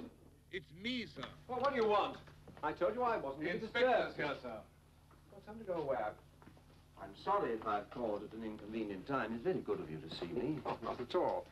What can I do for you? I wondered if you could help me. Well, I can certainly try. Would it be possible for a bird such as an eagle to be at large in this area? Well, why do you ask that? Well, the coachman who found the murdered man has gone completely out of his mind. He's in a mental home now. He keeps raving about a huge bird he swears he saw hovering over the body. There are certainly no eagles round here. The eagle is a bird entirely indigenous to mountainous country. I suppose one might have escaped from the zoo, but in that case, surely you would have been informed. But would an eagle attack a human being? They have been known to attack mountaineers who they thought were endangering their young. They've even been known to attack and carry off a young child, but for an eagle to attack and inflict such wounds upon a fully grown man would, I should say, be quite impossible. I'm sure the species vary, but approximately how large are the claws of an eagle? Come with me, Inspector.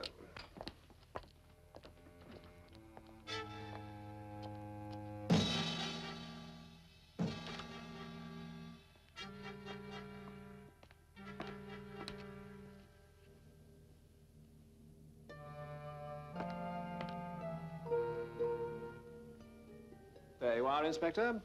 Aquila crustatus, the golden eagle. A magnificent specimen. Those talons and that beak could do quite a lot of damage. To a man lying unconscious, perhaps. But to a young man defending himself, I don't think so. Tell me, Inspector, why do you pay so much attention to the ravings of a maniac? It's all I have to work on. I see.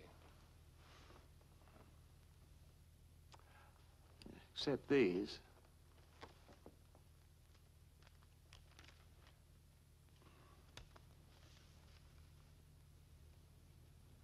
Where did you get those?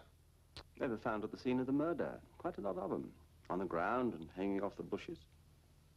Do you know what they could be? Offhand, I really can't tell you. Perhaps if I might be allowed to examine them more closely in my laboratory. And by all means.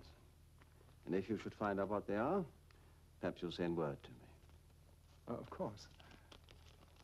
Good day, Professor.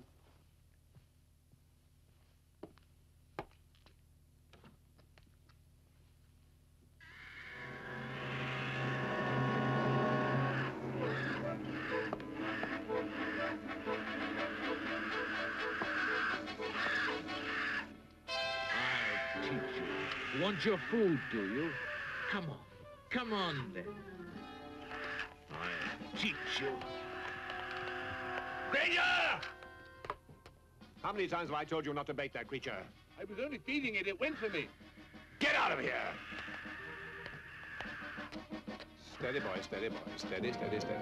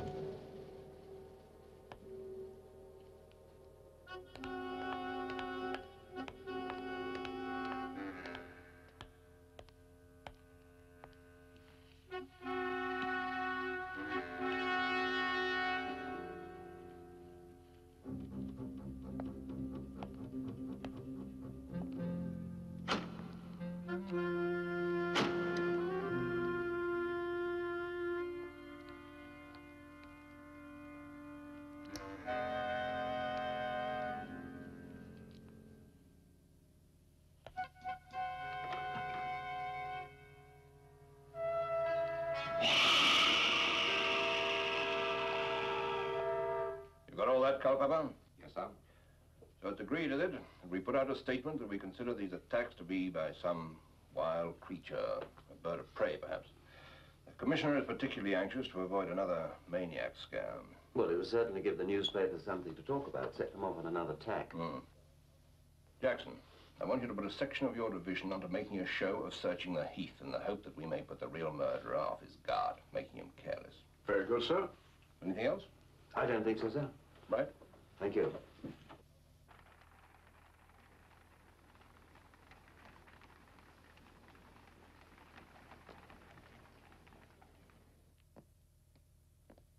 Good evening. Yes, sir? Can you tell me the way to Clare House, please? Well, sir, do you know your way around here at all? You know the common? No, I'm afraid I don't. I'm a complete stranger. Well, it's a bit difficult, but if you turn right when you get out of the station and go down the road for about half a mile, sir. Did I hear you ask the way to Clare House? Yes, I did. Professor Manager's place? Yes, he does live there. That's right. Do you know the professor? Well, we never actually met. May I ask what concern it is of yours? There's recently been a murder in this district as yet unsolved. That's why we're interested in strangers. I see. Well, for your information, I arrived in England yesterday from Africa. I'm a naturalist, and I have a contract to deliver live specimens to the professor. Is there anything else you'd like to know? You mustn't take offense, sir. I'm only doing my duty. Yes, of course. That's all right, sir. Now, Clare House, let me see. No great distance from here. It's not too easy to find.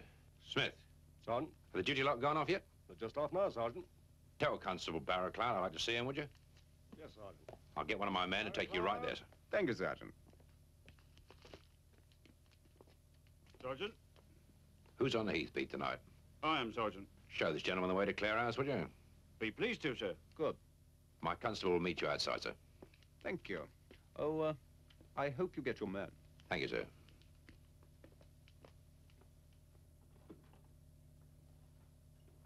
The master will be very glad to know you've arrived. He's been expecting you all day. Did my cases arrive? Yes, the courier brought them this morning. Good. May I offer you a drink, sir? Yes, thank you. Madeira or Masala? Madeira. Nothing broken? No, not as far as I know. The professor had them taken into the laboratory. Nothing to be opened till you arrived. Good. Thank you.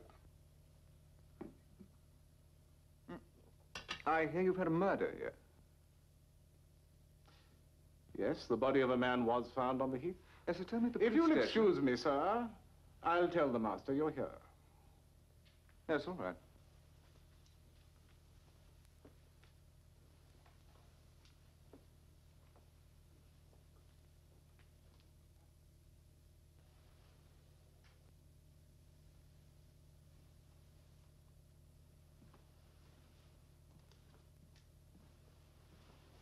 Mr. Brightwell. I'm Clare Manager. Mrs. Manager? No, Miss Manager. The professor's my father. Oh, forgive me. But you see, I haven't met the professor. Well, I feel I know you already. I've heard so much about you. Miss Manager? Please call me Clare. Thank you. Come and sit down by me and tell me all about Africa. What's it like? Very hot. Yes, I can see. You're wonderfully sunburnt. Yes, as a matter of fact, I got a bit too much sun. When we were going up the Limpopo, I was laid up with it for several days. Oh, I think I should love to go to Africa. I love warmth. I think I would be quite at home in the jungle and swamps. I don't think you would. It's most unpleasant. Snakes, crocodiles, insects, and all of them sting or bite. And moths? Yes, plenty. As a matter of fact, that's what this trip was about. I was collecting live specimens. How long will you be staying? I don't know. That depends on Dr. Manager. Well, until tomorrow evening, I hope at least. We have a party. Oh, well, I'm afraid you'll have to excuse me. I don't have any party clothes with me. I always travel light. Oh, that's all right. It's not that kind of party.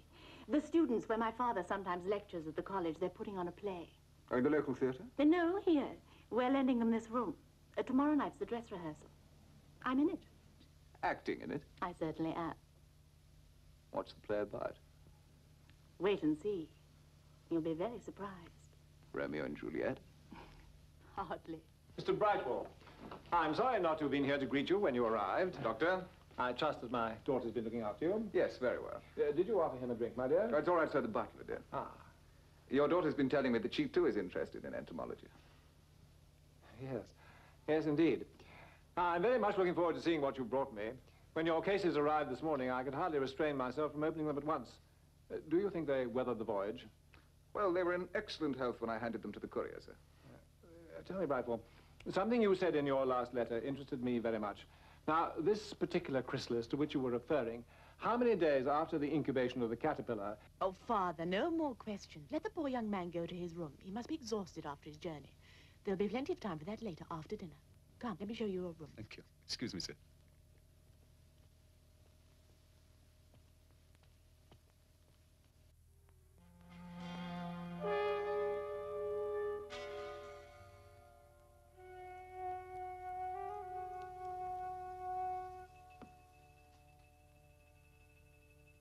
They're magnificent.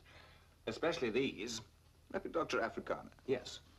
Well, they're not especially rare. I'm surprised you're not interested in something more unique. No, no, no. These are exactly what I want. You see, it's the size in which I'm interested. Why the size? Are you trying to develop a larger species? Magnificent.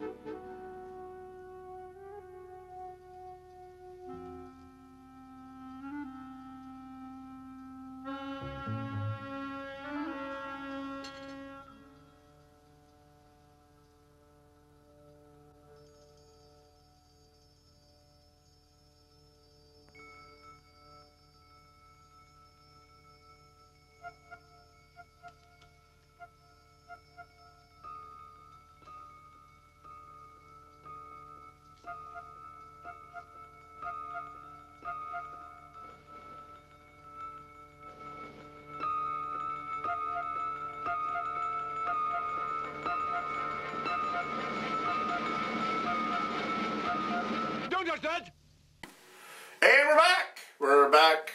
You like the movie so far? Color. The monster's kind of cool. It's still awful. There's some blood. Awful. We gotta wait for the big giant. What's going on? That one chick in the movie's kind of weird. Huh? The blonde with Yeah. big boobs. Of course, it's blonde. Blonde with big boobs. Yes, exactly. Now I'm saying boobs. Boobs. So anyway, Jacques had a video game he wanted to mention. So in that clumsy segue of mine, go ahead, Jacques. Advertisement. Tell them all. Don't sue.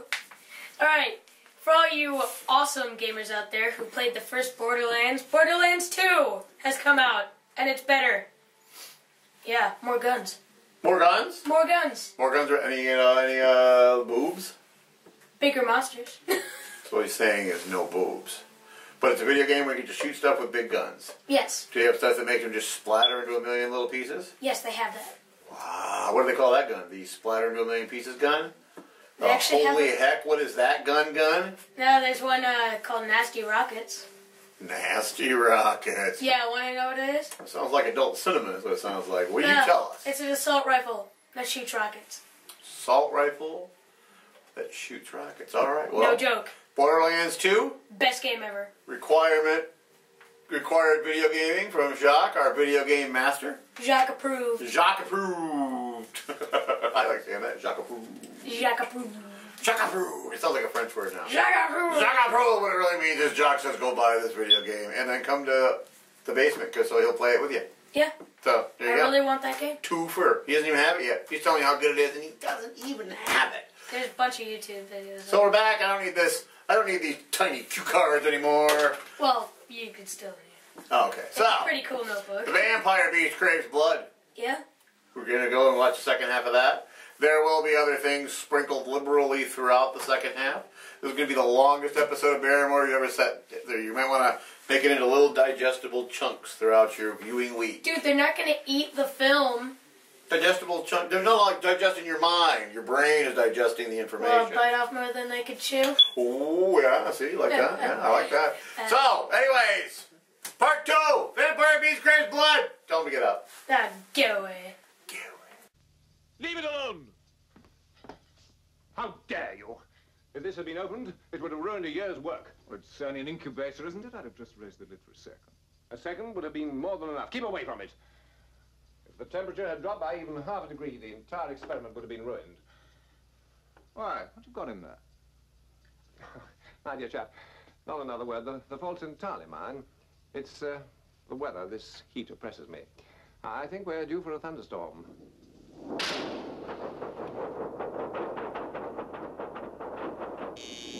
The railway! An accident, a terrible accident! Miss Josephine, your daughter, dead! Oh, my poor master! Where is she?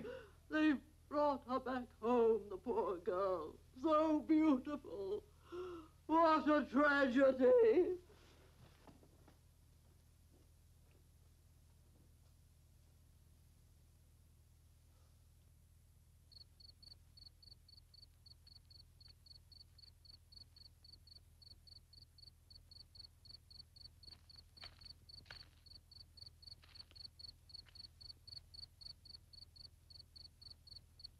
Out!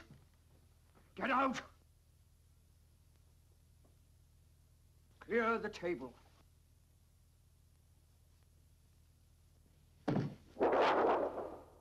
Quickly, lift her head. She's still warm. Switch on the batteries. No! Do as I say! I won't allow you to do this to her! I will kill you! This is madness! Do as I say! All right. All right. Pass me the electrodes.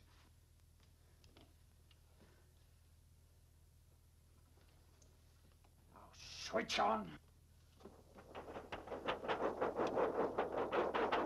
More power.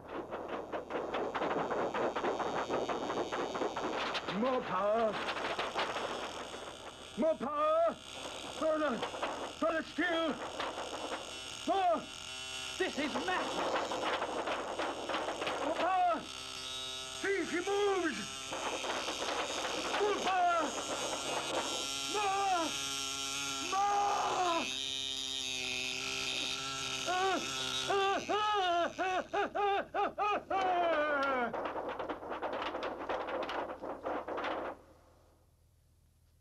Dead. Both dead. Oh, God.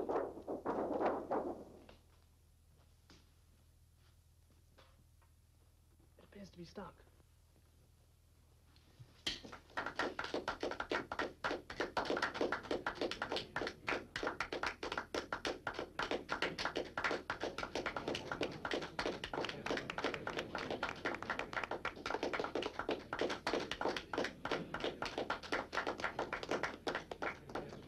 Jolly good. Congratulations, you were very good.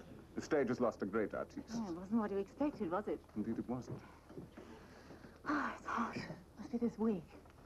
Let's go outside and get some air. I'll meet you by the front gate in about 10 minutes. I'll just change my clothes.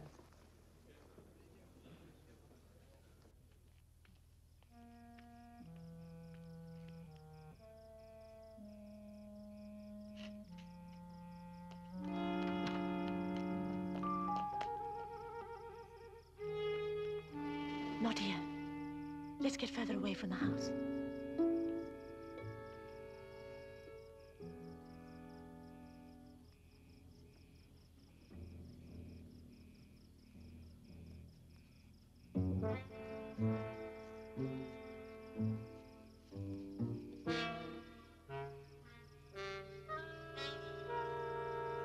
Look at that moon. Does it make you feel romantic? I didn't need the moon to make me feel romantic. No, no. First, you've got to catch me. Cover your eyes. Cover your eyes. No cheating.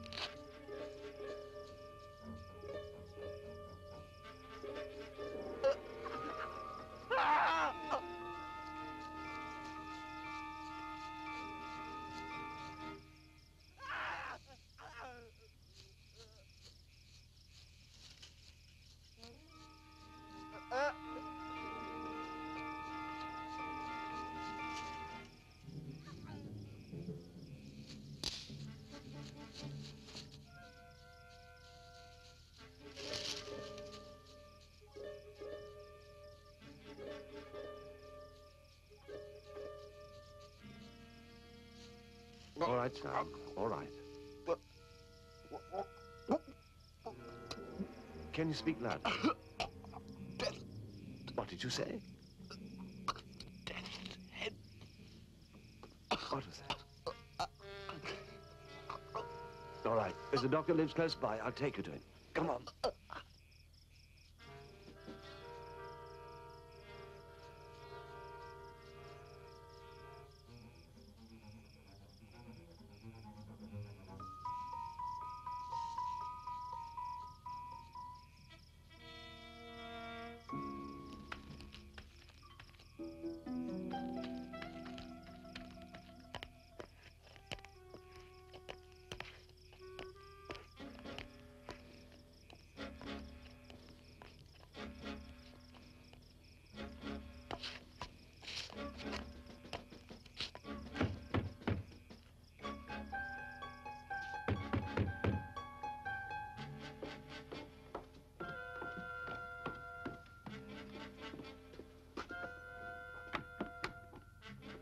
There's been an accident. Will you fetch your master at once, please?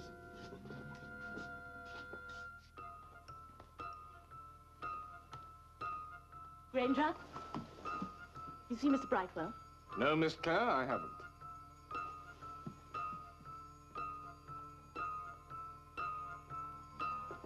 If you're quick, I think you can save him.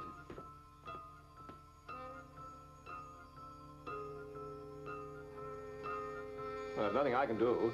He's dead. Did you know him? Was he another one of your students? I've never seen him before in my life. I'll get the police van. No, sir. That's all he said. Just death's head. That's all. A lot of them say strange things before they go. Generally doesn't mean anything. Doesn't it, sir? I see that you're due for leave next week. I'd like you to hand the case over while you're away. Well, I'd rather postpone my leave, if you don't mind, sir. Perhaps it'll be good for you to get away. Maybe you're too close. Can't see the wood for the trees, eh? Are you taking me off the case? My dear man, of course not. Then I'd like to carry on, sir. Your daughter will be very disappointed. Oh, I'm sending her down to some relatives in Sussex now. I'd like to put her on the train myself. Yes, of course. Well, we've nothing further to discuss, but keep me informed. I will, sir.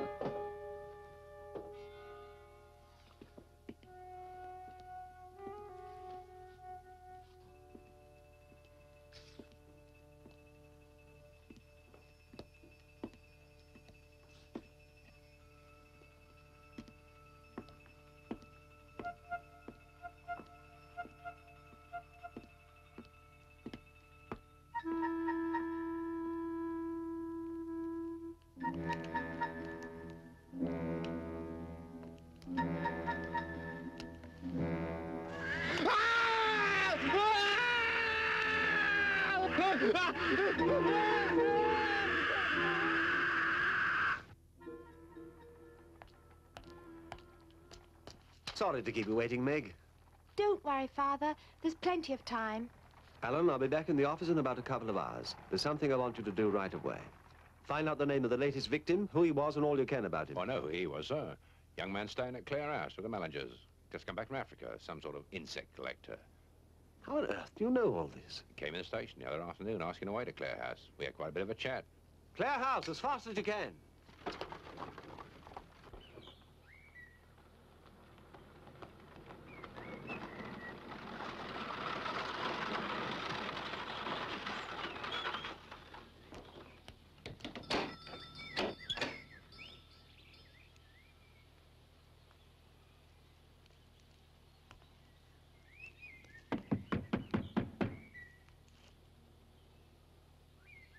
You stay where you are, Meg. I'll try around the back. Well, don't be long.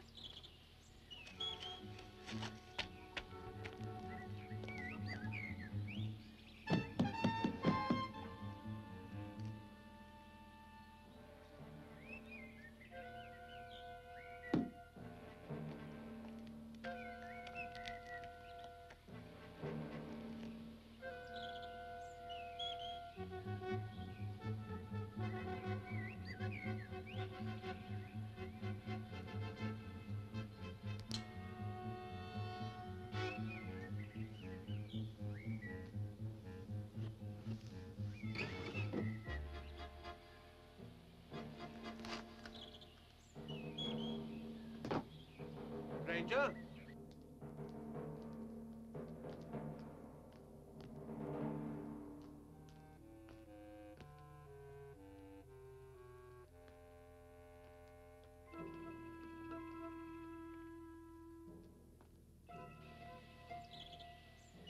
Are you there, Granger?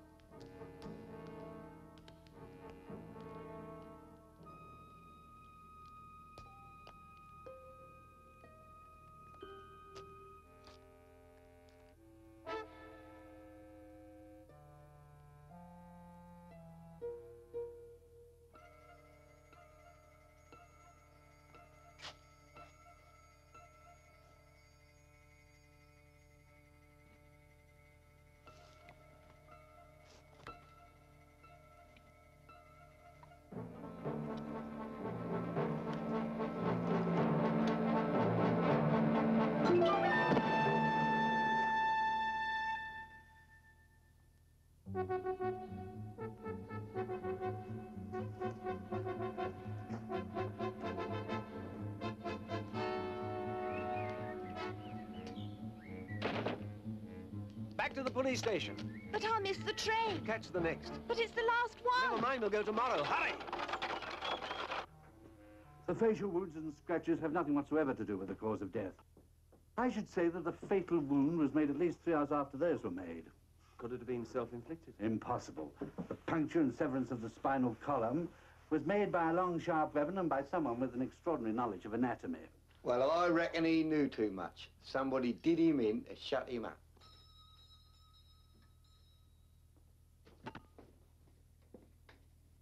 Hello, Sarge. Hello, Smiler. How's business? Dead as a door now. Do you live on onions? Must have a word with the inspector. Is there any resemblance to the wounds on the other murdered man? None whatsoever. Excuse me, sir. I had a bit of difficulty tracing the staff of Clare House, sir. I found the cook and the housemaid. They're waiting for you down at the station. Right. I better go over there.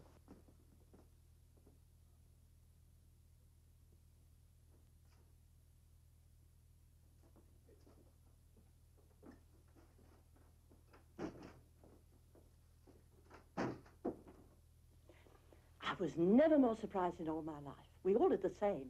A month's wages and you were noticed and told to leave at once. Well, what was the reason, do you think? I don't know. Well, you could have knocked me down with a feather when the butler told us. Well, the butler gave you notice. Yes, sir. Was he given notice too? I don't know, sir. He never said. He was a strange man. Had his own sitting room. We hardly ever saw him in the servants' hall. Well, if you ask me, I think there was some very strange goings-on there. How do you mean? I don't really know, but there was something in that room behind the green door. None of us were ever allowed in there except him, not even for cleaning. Well, have you any idea where Professor the manager might have gone? No, sir. Well, Sam the coachman took them to the station early this morning in the brougham. We were told to close up the house and get out by this evening. What station was that? Waterloo. You're sure of this? We're sure, all right. Not likely to forget him in a hurry. Whoa, what a fuss he made about some of the luggage. Wouldn't let it go in the van. Had to go in the carriage with him. You mean trunks? Nah, nothing like that. Small wooden boxes they were. Wouldn't let either of us touch them. Anyway, I could do with more like him. Half a sovereign, he gave us, one each. What was their destination? Upper Higham. You're certain? That was the label we put on them. Upper Higham. That's right. Thanks. Have the pathologists given you a report on these human remains you found? No, sir, I'm still waiting for that. I think we've got enough to issue a warrant, don't you? Well, not yet, sir. I'd like the department to find out all they can about manager first, also about the latest victim, Brightwell. You'll get full cooperation, of course. Thank you, sir. I'd like to leave Sergeant Allen here to look after this end of the inquiry. And you? With your permission, I propose to leave at once for Upper Higham. I'll take my daughter with me as if we were on a fishing holiday. Is that wise? If your suppositions are correct, there's bound to be a certain danger. This has got to be on your own responsibility. I understand, sir. I accept it. I wish you luck. Thank you, sir. And watch those expense accounts. Oh, yes, sir.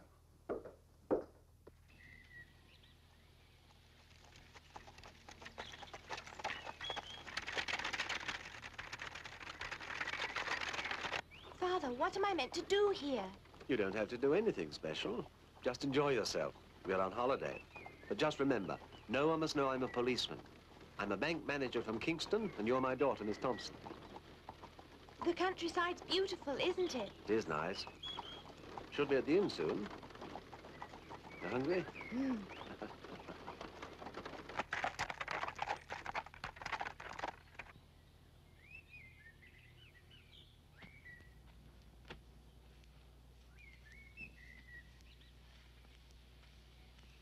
Good day.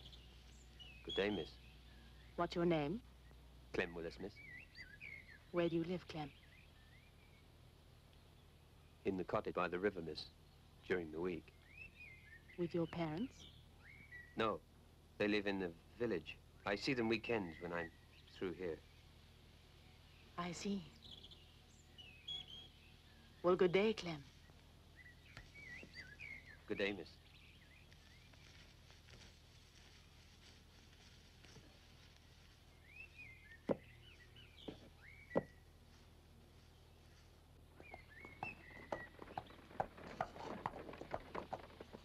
There you are, Meg. At last. Whoa there!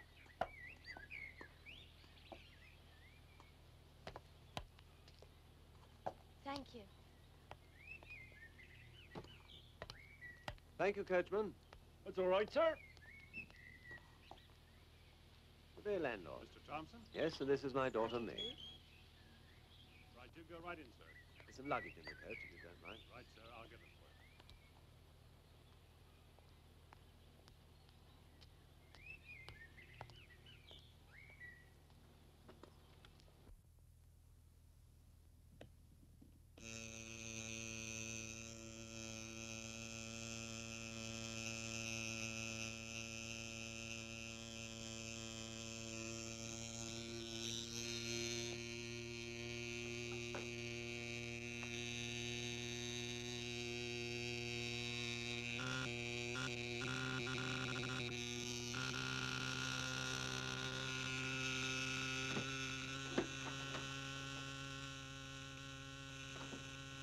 I told you not to come in here. What do you want? You know very well. You must be patient.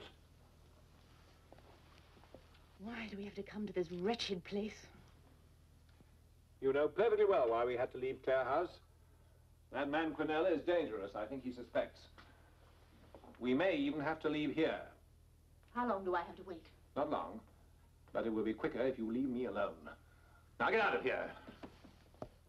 And, keep in the house. Don't go outside.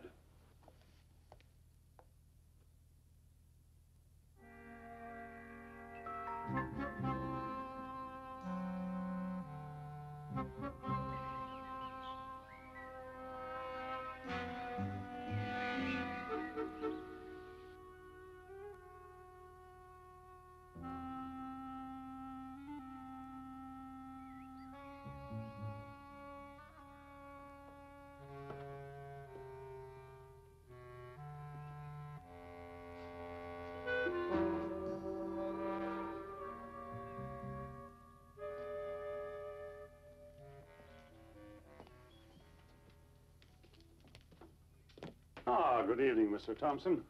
I hope you found your rooms to your liking, sir. Very comfortable, thank you. These pike are magnificent. Are there still any like them in these waters? Oh, no doubt there are still some there, sir, but too wily to get caught. That big bottom one was landed more than 5 years ago. Still, you may be lucky, sir. You may be lucky. It's a beauty, isn't it? About breakfast, sir. Will the young lady be taking it at the same time as yourself? Yes, please.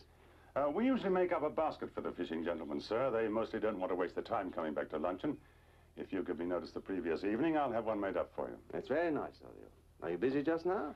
Oh, no, sir. It's a bit early in the season yet for us.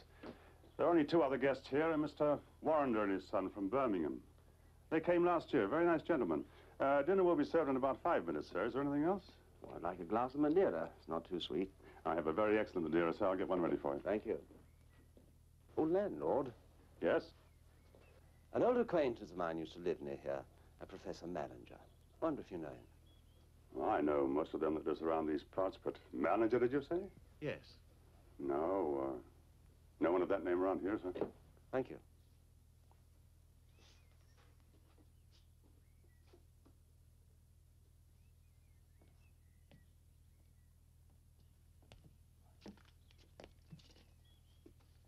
Ah, good evening. Oh, good evening. Mr. Warrender? Aye. My name's Thompson. How do you do? How do you do? The landlord tells me you've been here before. Oh, indeed, and I hope to come many times again. The fishing's good, is it? Oh, the fishing's all right, but it's this place. They really make you comfortable. And the cellar, why, for a little out-of-the-way place like this, is quite remarkable. Mr. Thompson, sir, your Madeira. Oh, will you join me? Oh, thank you. Will you make that too, please? Yes, certainly, sir. Here we are. Thank you. Your very good health, Mr. Warrender. Ah, thank you. I wish you luck.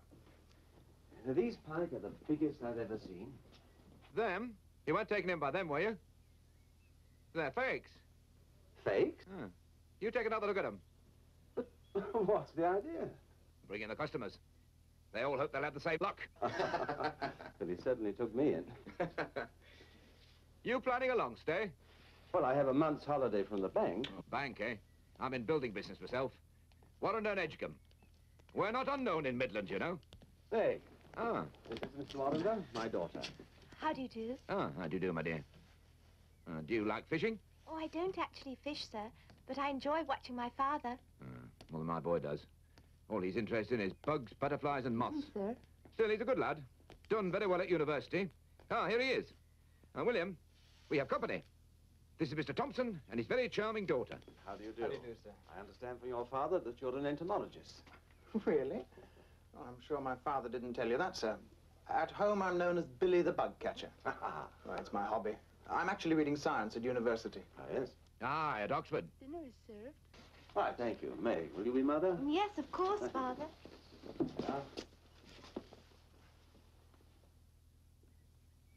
Soup? Thank you.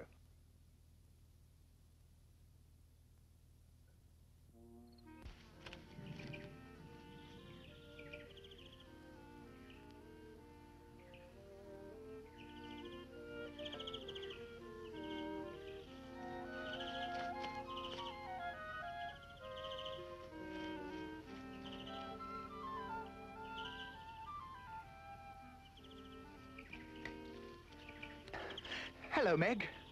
Oh, hello. Did you see a peacock fly past? A peacock? It's a butterfly. Oh, is it one with red and blue wings? Yes, that's it. Red and blue wings. Where did it go? Is it one like this? Yes. Good heavens, how on earth did you catch it? I didn't catch it. It settled on me. Oh, good, good. Well, just pop it in here, shall we? In there? What's that for? Well, it's a killing bottle. Cyanide. Oh, no. Why ever not? I like butterflies. Well, so do I. And I want that one for my collection. I like them flying about. Meg, you can't have them flying about in a collection. Now, come on, pop it in. Oh, what on earth did you do that for? So that you couldn't kill it. Oh, girls. Ah!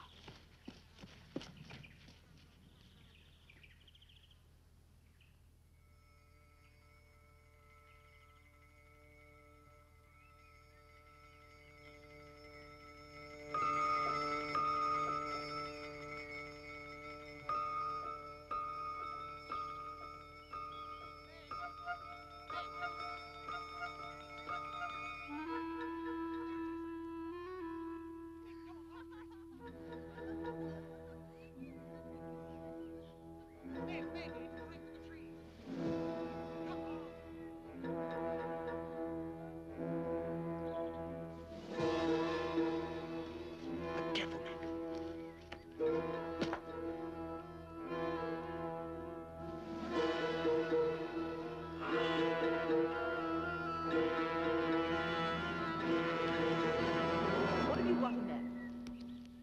A moth. I think it's a death's head. Hey! What are you doing here? This is private property. Mr. Miles said that I could come here any Well, please leave. Now.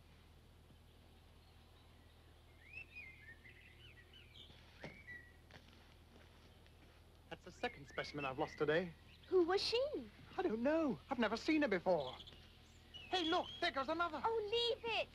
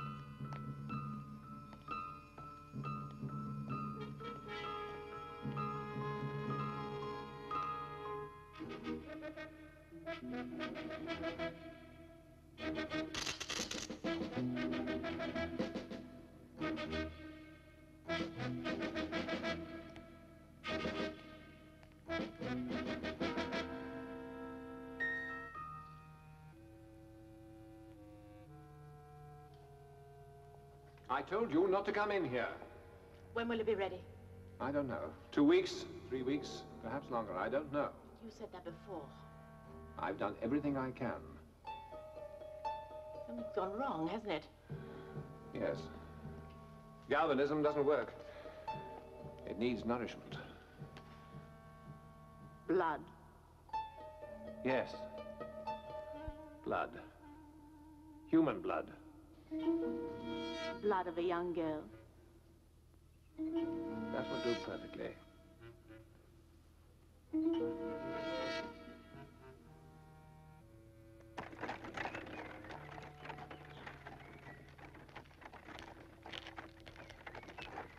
Good morning. Aren't you the girl who was catching butterflies the other afternoon? Oh, it wasn't me. It was the boy I was with, William. Well, I'm so glad I met you. I wanted to apologize. I was so rude. You see, I can't bear to see beautiful things killed or injured. I don't either. I let one go yesterday. Well, then we're friends then, aren't we? I haven't seen you around here before. Do you live around here? No, I'm afraid I don't. I'm on a visit with my father. We're from London. London? Well, you must find it very uninteresting round here. Oh, no, I love the country. Where are you going now? Oh, just for a walk. Well, I'm just going for a drive. Why don't you jump in and we can go together?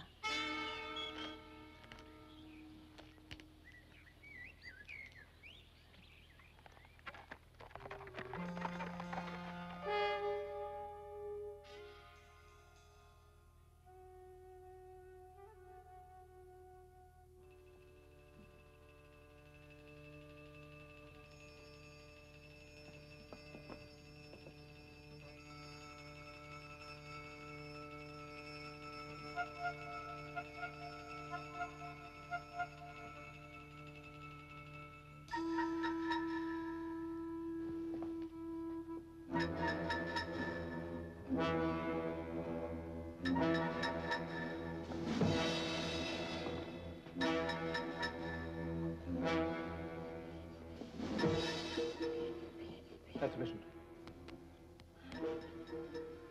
We must stop.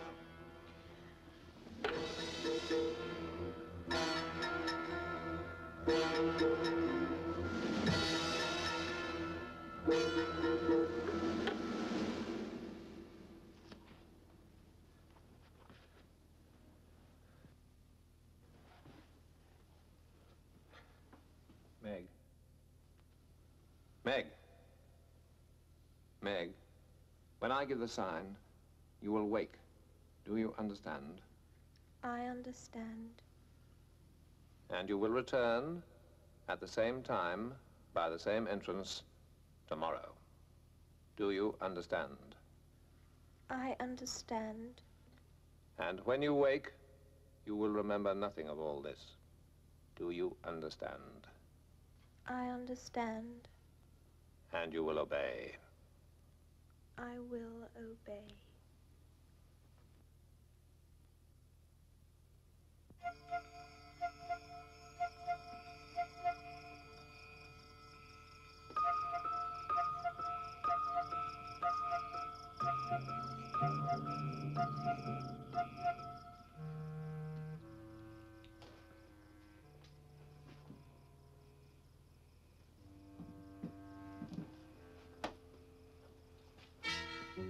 Meg! Dick, where have you been? It's late. I was worried about you. Just for a walk. But William came back hours ago. Oh, I didn't go with William. Now, look, you shouldn't go out alone. You look very pale. You all right? Yes, I'm all right. Look, if you don't mind, Father, I think I'll just go up to bed. But don't you want some dinner first? Oh, no, I don't feel like eating. Meg, you sure you're all right? Yes, yes, I'm all right. I've just got a bit of a headache, that's all. All right. Hope you feel better in the morning. Good night, Father. Good night, Meg.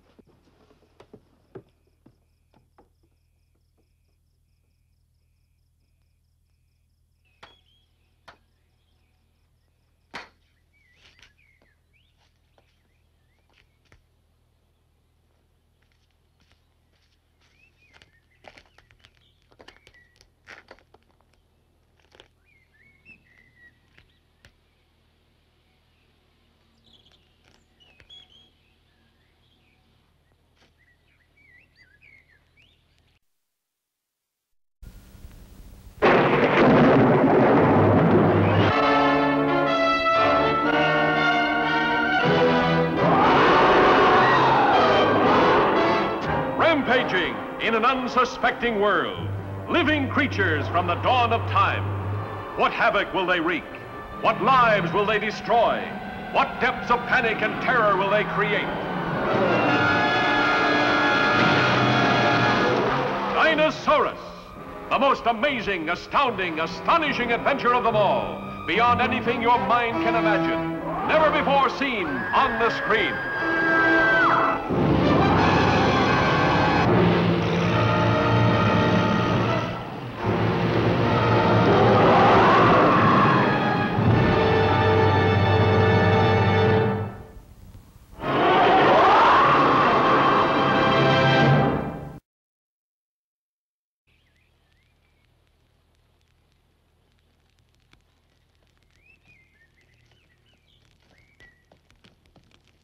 Clem, Claire, I didn't I think couldn't get here any sooner.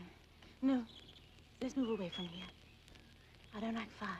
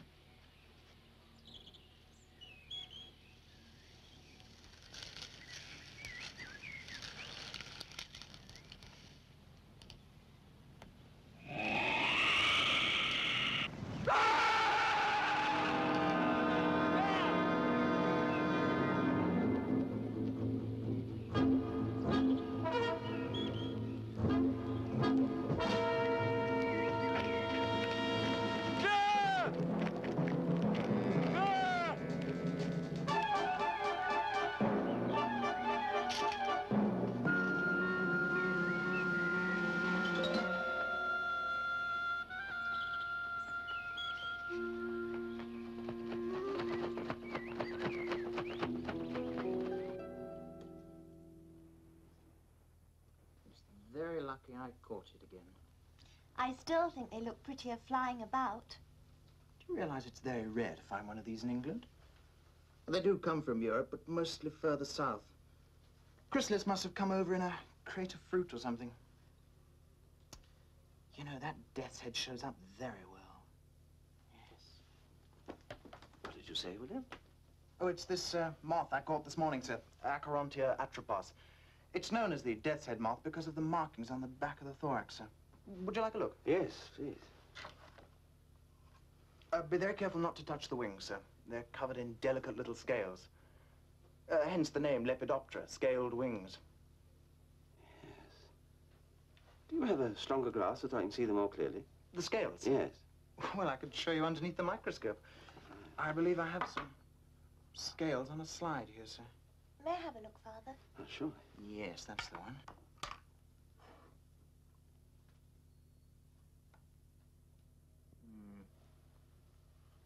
Yeah. Would you like a look, sir? Thank you.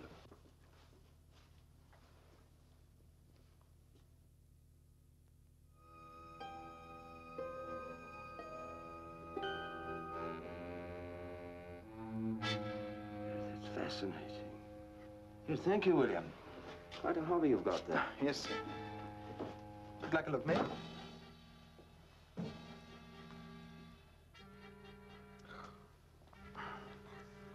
But I can't see a thing. No, of course not. You've moved it out of the light. Here we are. Be careful. Landlord? Sir? Where's the nearest telegraph office? Well, there's a sub-post office in the village, sir, but the stable boy will take a message for you. Thanks, I'd rather do it myself. Oh. Very pretty. Yes. But I still think you shouldn't kill them. You couldn't wait, could you? Wasn't it I who created you? And how have you rewarded me? By causing death and destruction. And now, I have been insane enough to create another. You mean it's ready? Yes. In a few days, it would have matured, and you would have had the companion you seek, a male of your own species. But now I realize what I have created. I'm going to destroy you both.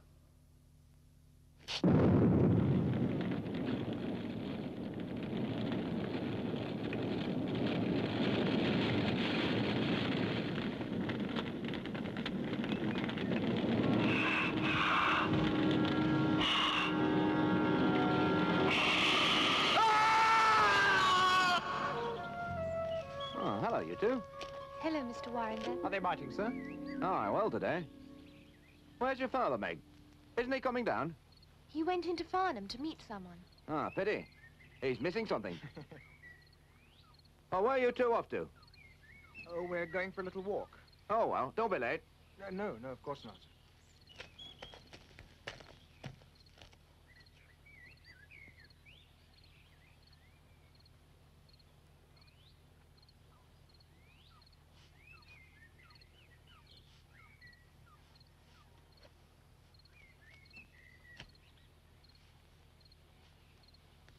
Hey, William, come and lend me a hand. I've fouled the line. Here, son. Hold the rod. Pull it back. That's right.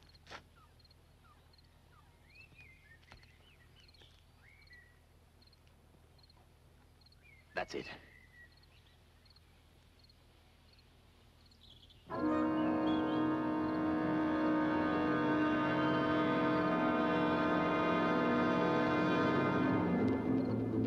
William, give me the gaff.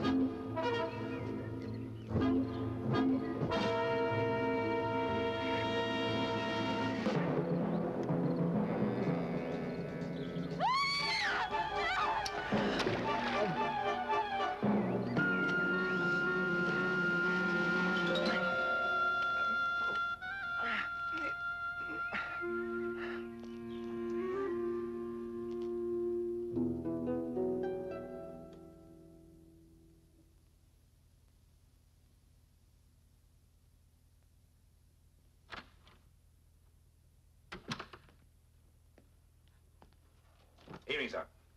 Oh, hello, Sergeant. That was quick work. Came as soon as I got your telegraph, sir. The steam engine's done half go. Would you like some tea? Do the cup, sir. I thought you would. I got those reports you asked for. Right. Thank you. Just give the landlord a shout, will you? Yes, sir. Landlord! Doesn't seem to be anybody about, sir. Never mind. Sit down, Sergeant. See what you found out while we're waiting. Oh, yes. Now, that body that we found in the cellar at Yes, he was the Craves. butler. I know all about him. It's the other one I'm interested in. The one who said Death's Head. Britwell, sir. Yes. Thank you. Frederick John Britwell, age 27, British, no address. Just returned from Africa. Educated Worcester and Oxford. Honours in Natural History. F.R.E.S. We're getting somewhere, Alan. F.R.E.S. A fellow of the Royal Entomological Society. For someone who studies insects. Now, Carl Oscar Mallinger, age unknown. Believed born in Vienna, degree in biochemistry at that university. F.Z.S. F.R.E.S. Naturalized British subject. Awarded Royal Victorian Order for Field Research. What's this? Field Research in Entomology. And thesis on the reproduction processes of phylum Anthropida. Lepidoptera. I found the link, Alan. From Billy the Bug Catcher. Billy the The young lad who's staying here. Remember these? Oh, yes. Well, we found these on the heath. Yes. Now, these are the scales from some huge flying insect. A moth. Moth? You're pulling my leg, sir. Oh, no, I'm not. The young lad I mentioned just now. The bug catcher. That's right. Now, he collects butterflies and moths. He showed me some scales from a death's head moth under his microscope. These are identical, but they're 100 times larger than normal size. Now, I believe that Professor Mallinger, either by accident or design, has created a huge death's head moth that lives on human flesh. Carnivorous moth.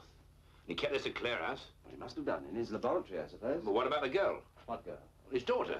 And what about her? She must have known about it. Ah, Sergeant. Landlord, could we have some tea, please? Oh, just a moment, Mr. Thompson. You got here quicker than I expected, Sergeant. He's in there. Who is, sir? But surely Mr. Warrender told you. Tell me what, sir? Sergeant, there's been an accident. A man's been found drowned in the river. Well, I said it was an accident, but you'll have to make up your own mind. This way, Sergeant. Better have a look. Yes. Are you still incognito, sir? Yes.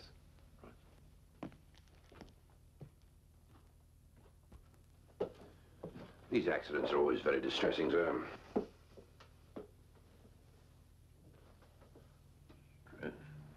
What is it? Wait here, will you, sir?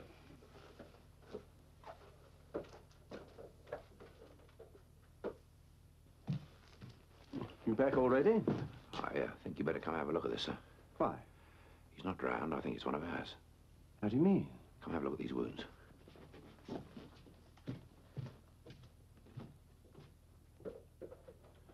Oh, just a minute, Sergeant. You think Mr. Thompson should see Not this? Thompson, sir. It's Detective Inspector Quennell, the Metropolitan Police. Detective? I thought he was something to do with the bank. He's traveling incognito, sir, in here on an important case. Oh.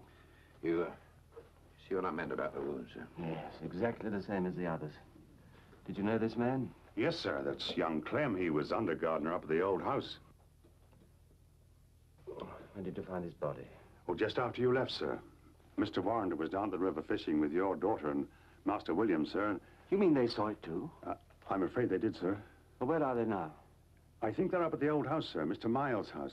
Master William often goes up there to see his collection of butterflies. He's a very nice gentleman, How sir. far is this house? About 2 miles up the road. Is your cab available? Yes, sir. I want you to take us there immediately. Sergeant, are you armed? Yes, sir. Landlord, see this door is locked, will you? Yes, sir.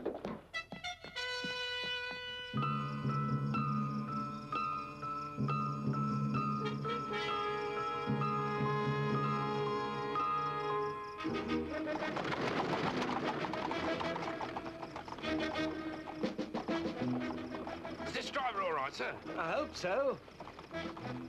Sir, do you think Miles is the same person as Professor Mallinger? I'm sure of it. I'm sorry, my father cannot see you. Oh. Never mind. It wasn't important. Good night. Wait. What did you want? Well, it's really nothing. It's just that I wanted to be sure about this. I think it's a death's head.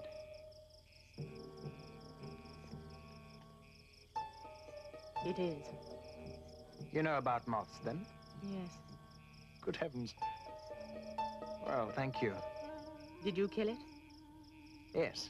Yes, it's my collection. Lovely, isn't it? I'll see you to the end of the drive. No, it's all right. I can find my own way in the dark. Not as well as I.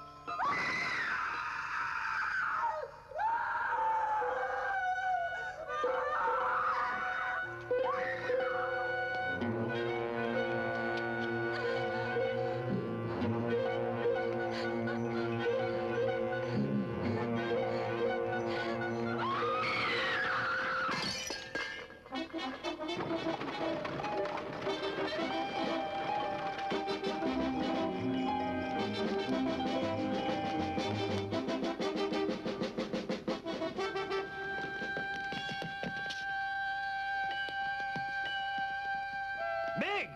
Help me!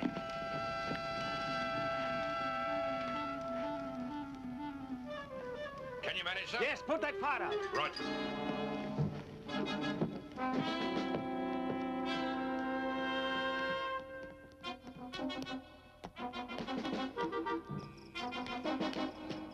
What's happened, sir? She's fainted, that's all. Give me a hand. Right, I'll get in first.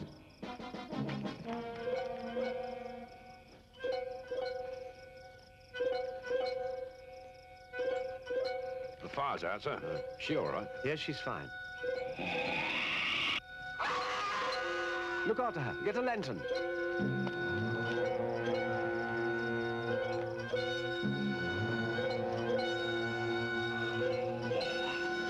Over here, Alan.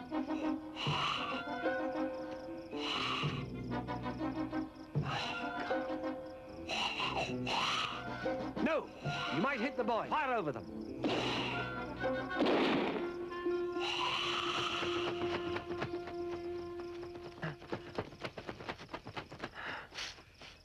You all right, William? I'm all right, sir. You sure? You'll never hit it, Alan.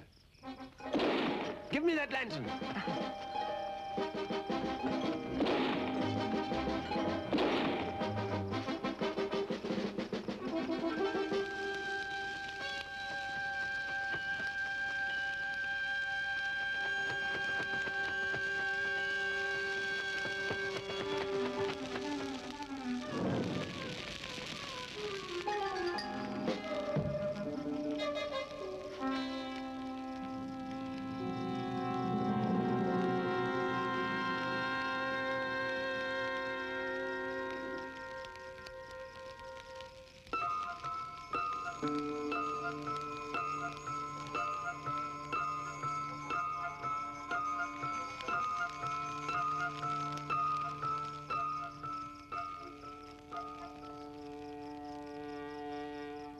What are we going to tell them, sir? They'll never believe this at the yard. They'll never believe it anywhere.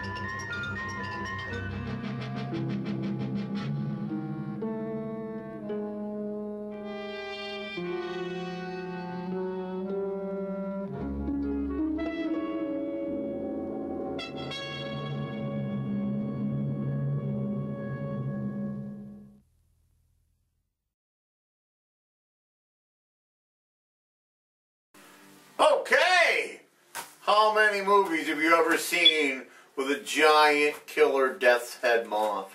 Dude, I was gonna reveal that. Oh, okay. Well, You jerk. sorry, John. Go ahead and tell Yeah, giant. It's not. It's just. him. Death's head moth. Death's head moth. How often do you see those in a movie? What was it? Silence of the Lambs? What? And he put the Buffalo Bill put the poopa into the victims. The poopa. The poopa in the mouth. Yeah, it's that The like little cocoons. before they hatch, yeah. And then they open it up and they were all death's head moths. But this one would fit in well, it could fit in Godzilla's mouth. No. It was a human-sized mouth. You telling me a human wouldn't fit in Godzilla's mouth? We're about the size of one of his teeth. No, we're smaller. Godzilla's a big lizard. Dude, we're smaller than one of his Smaller teeth. than one of his teeth. Okay, so see, we would fit in his mouth easily. Besides, we all know Mothra. So if the is better. Death's Head Moth ever shows up again in the Vampire Beast Craves Blood 2 Electric Boogaloo, We all know the mutant version of Mothra Godzilla? is better. the mutant version of Mothra, Yeah, there's a mutant that has the same powers as Mothra, but, you know, is a mutant and looks cooler. is that a new movie I'm not aware of? No, you know that one Godzilla game we have upstairs? Upstairs, nowhere near the basement of Baron Morbid? He's one of the characters, and he is my favorite. In Morbid Manor? Yeah. The Godzilla game, is it the GameCube one or the Wii? No, it's the Wii. Apparently there's a mutant Mothra. Your old pal Baron Morbid hasn't gotten to that one yet. So Wozak is the master of the video game. You suck at video games. I suck at the video game. So, I'm so glad that we're back. I'm glad that we have a new set. Jacques, once again, you really like the new digs? Isn't this cooler? A lot spacier, it feels I like. could get used to it. Could get used to it. Yeah, we'll see if we can fix the overhead light problem. Think that a No, little we're bit. not going to fix that. Well, I think we just need a little gizmo to get that to work properly. So we'll get that fixed up, get that all taken care of. So, you know, I think we're brightly illuminated. According to our cameraman, Dandy, camera person, Dandy's not a, well, you shouldn't say woman or man. Camera girl. Camera girl Dandy. Camera girl Dandy. Sounds like an anime. Ah. Camera girl Dandy. Where He she didn't runs even around know. in a Catholic schoolgirl outfit taking pictures going, ee, patay! Like that. Dude. No. No? Alright, well, I don't know. I don't watch any anime. So, there you go. No, that'd be Camera Girl Dandy. Camera Girl Dandy would watch all of the anime. She does too. So, luckily, we'll probably never show anime here because nobody ever has public domain anime. Come on. What are you going to do? Unless we can get like the Adventures of 8-Man. Oh, yeah, we should get 8-Man on here. Alright, let's see what I can Oh, do. we should get the original Astro Boy. No, see, those have got some lawyers behind them. We would be in so much trouble, it's not even funny. What, no Astro Boy? Right. Oh, that's dumb. Yeah, so. Anyways, thanks for coming, folks. Thanks for joining us. Thanks for watching the show. As I mentioned before, freeundergroundtv.com. And Borderlands 2. I've heard rumors that cable access in town, Public Media Network's going to switch to a all digital server because our DVDs never played very well there. Yeah, they're not Their good equipment at is old. They said so themselves. So if they're going to go all digital, that would rock, wouldn't it? Yeah. Maybe we could start doing We it can that start way. sending it down again. Yep. So it'd be on Charter.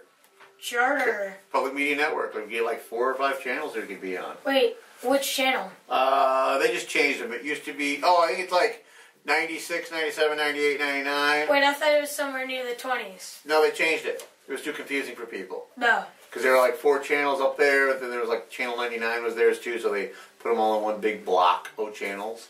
Block O channel. Block O channels! Block O channels! Block So, O channels.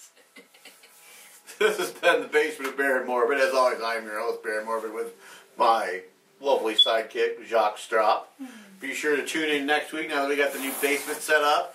We'll be here showing Nobody Knows. Yeah. Nobody knows, but it probably won't be another double feature. These things are just playing hobnob with Jacques. So If we're lucky, 8-Man. Ooh, and we'll see what we can do about getting an episode of 8-Man on the next one as well. So, any last words? Borderlands 2 is awesome. Borderlands 2 is awesome. All right, so here we go. Good night, kitties. Thanks for watching The Basement of Baron Morbid. Ooh.